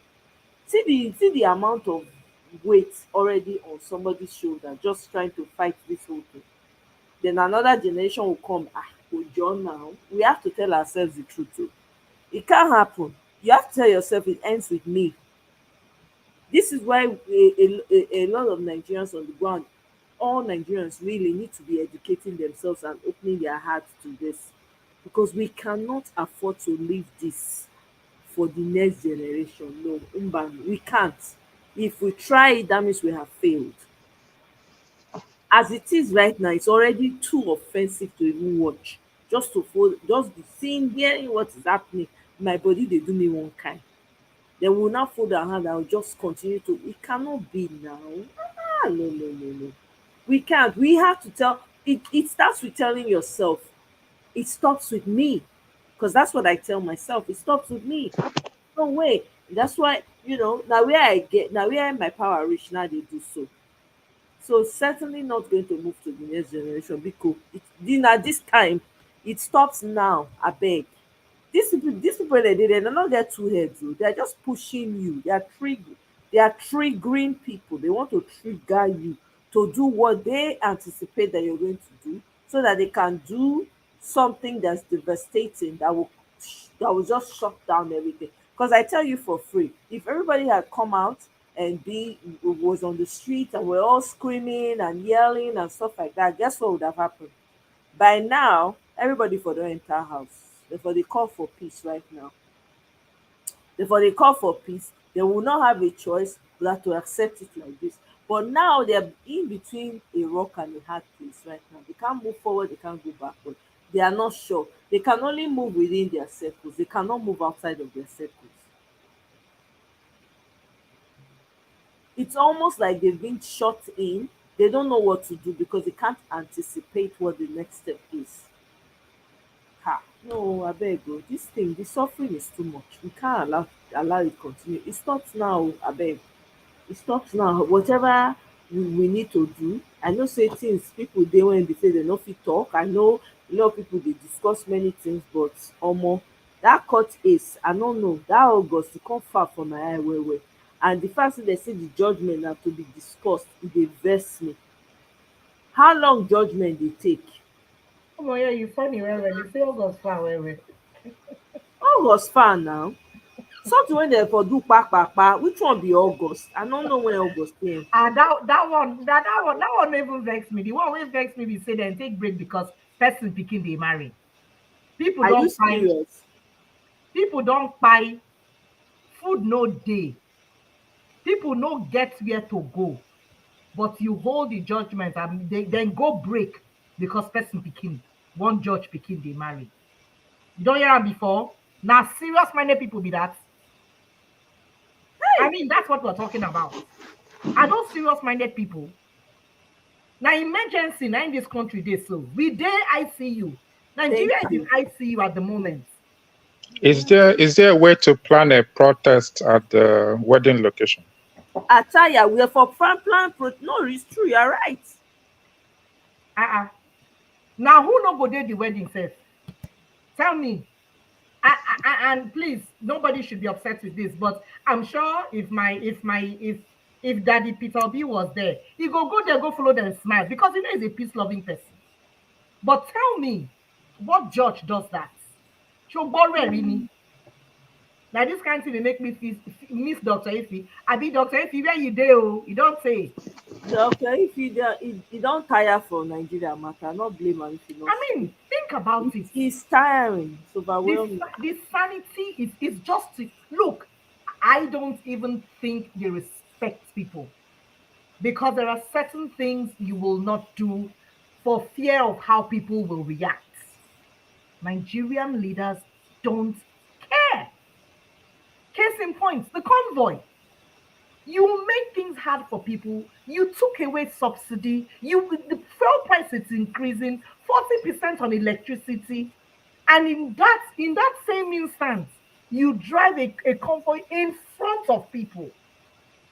If it is in other countries, then for them they throw rock at them body, throw rock at the car, or you throw eggs at the car.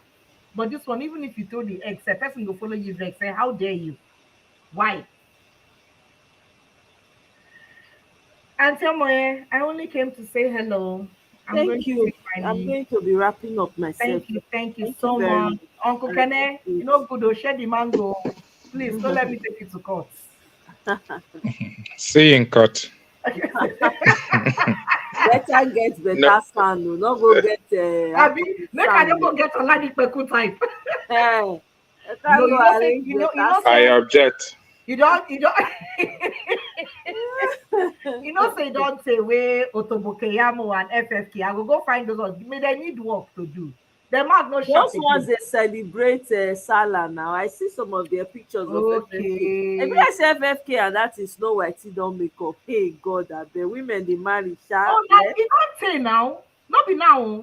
They don't come back. Really? I don't know. Yes, it's been a while that happened. It's So been in the talks.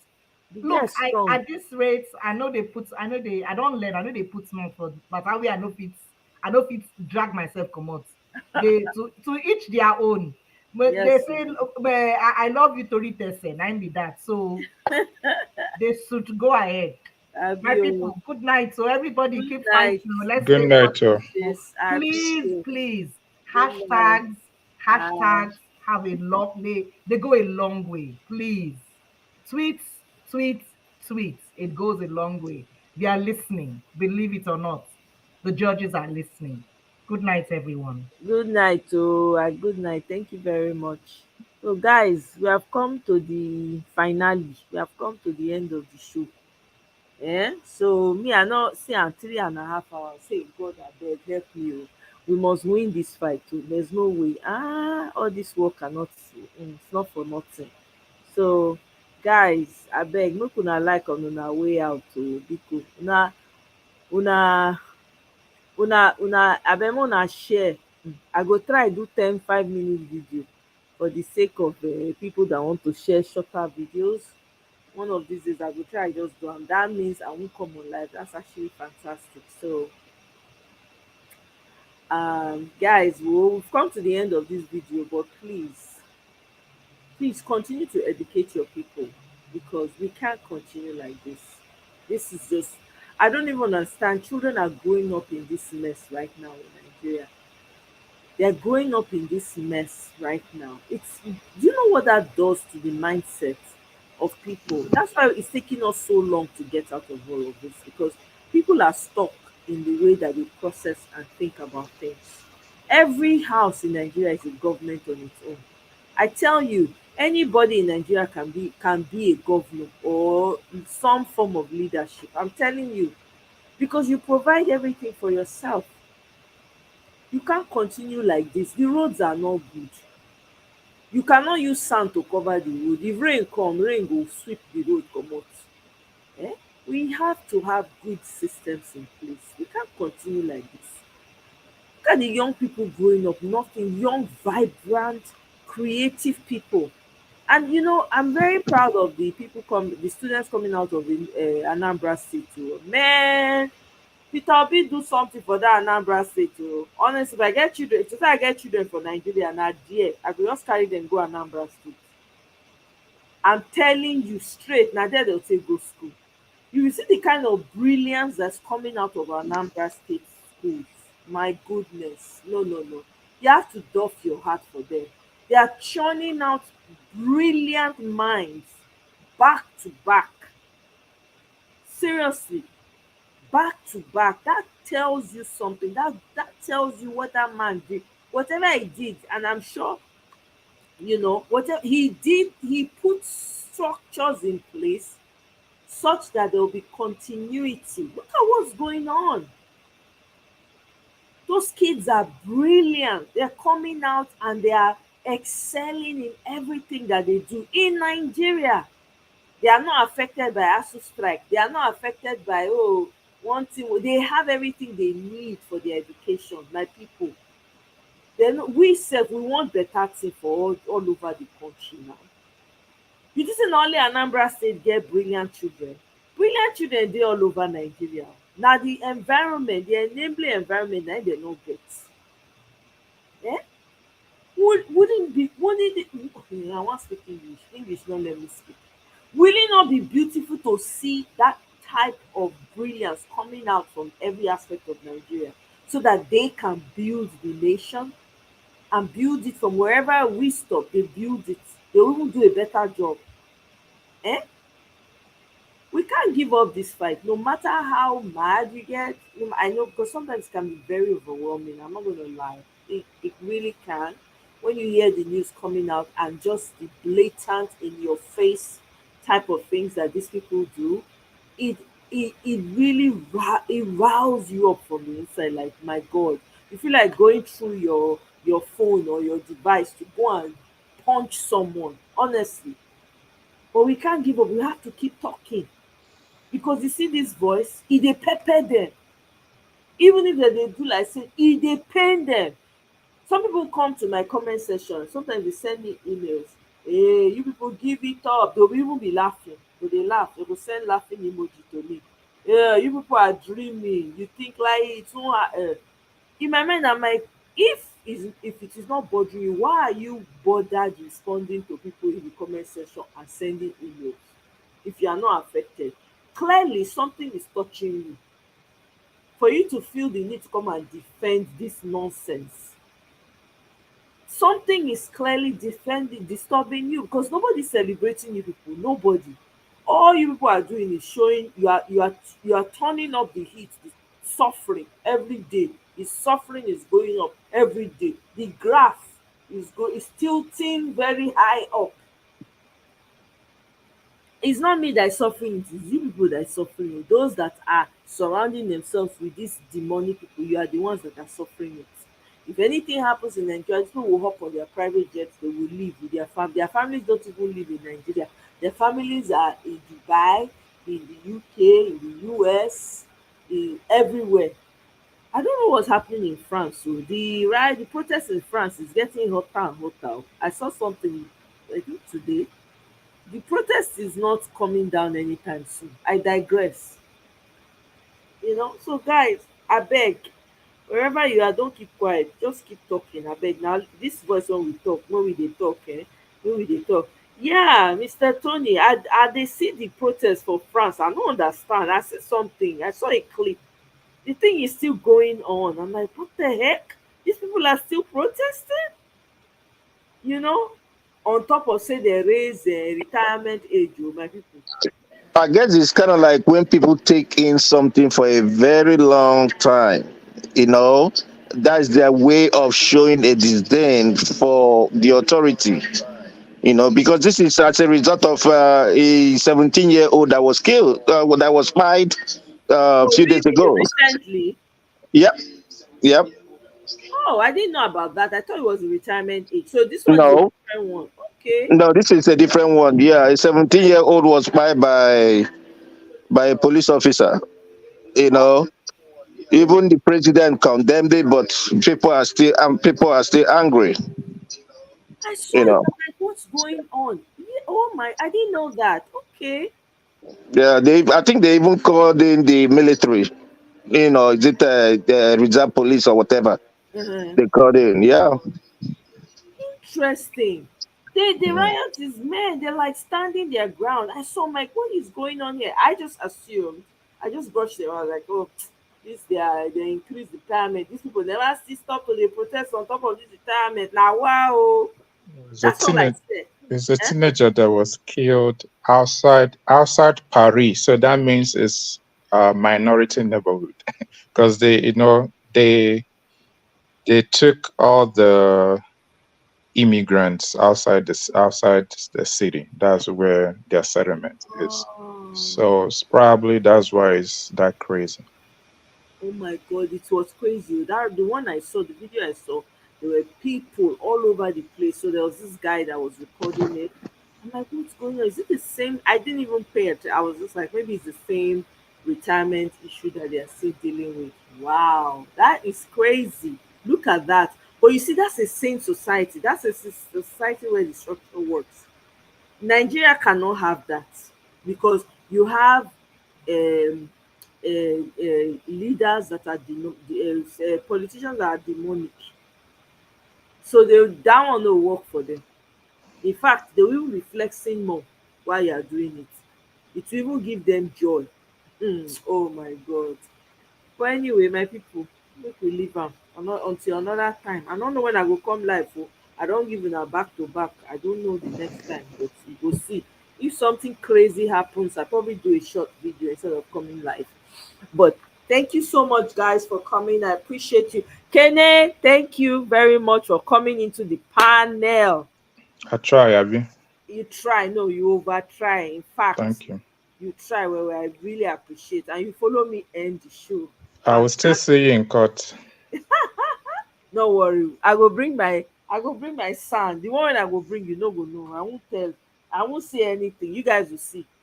You guys will see the arguments that I have, the facts, the evidence. I'll bring Eunice. She's a proper son. Who will you bring? Eunice will come as a Eunice. proper son. Yeah. Oh, what makes you think Eunice is going to accept to be your son? Leave that thing.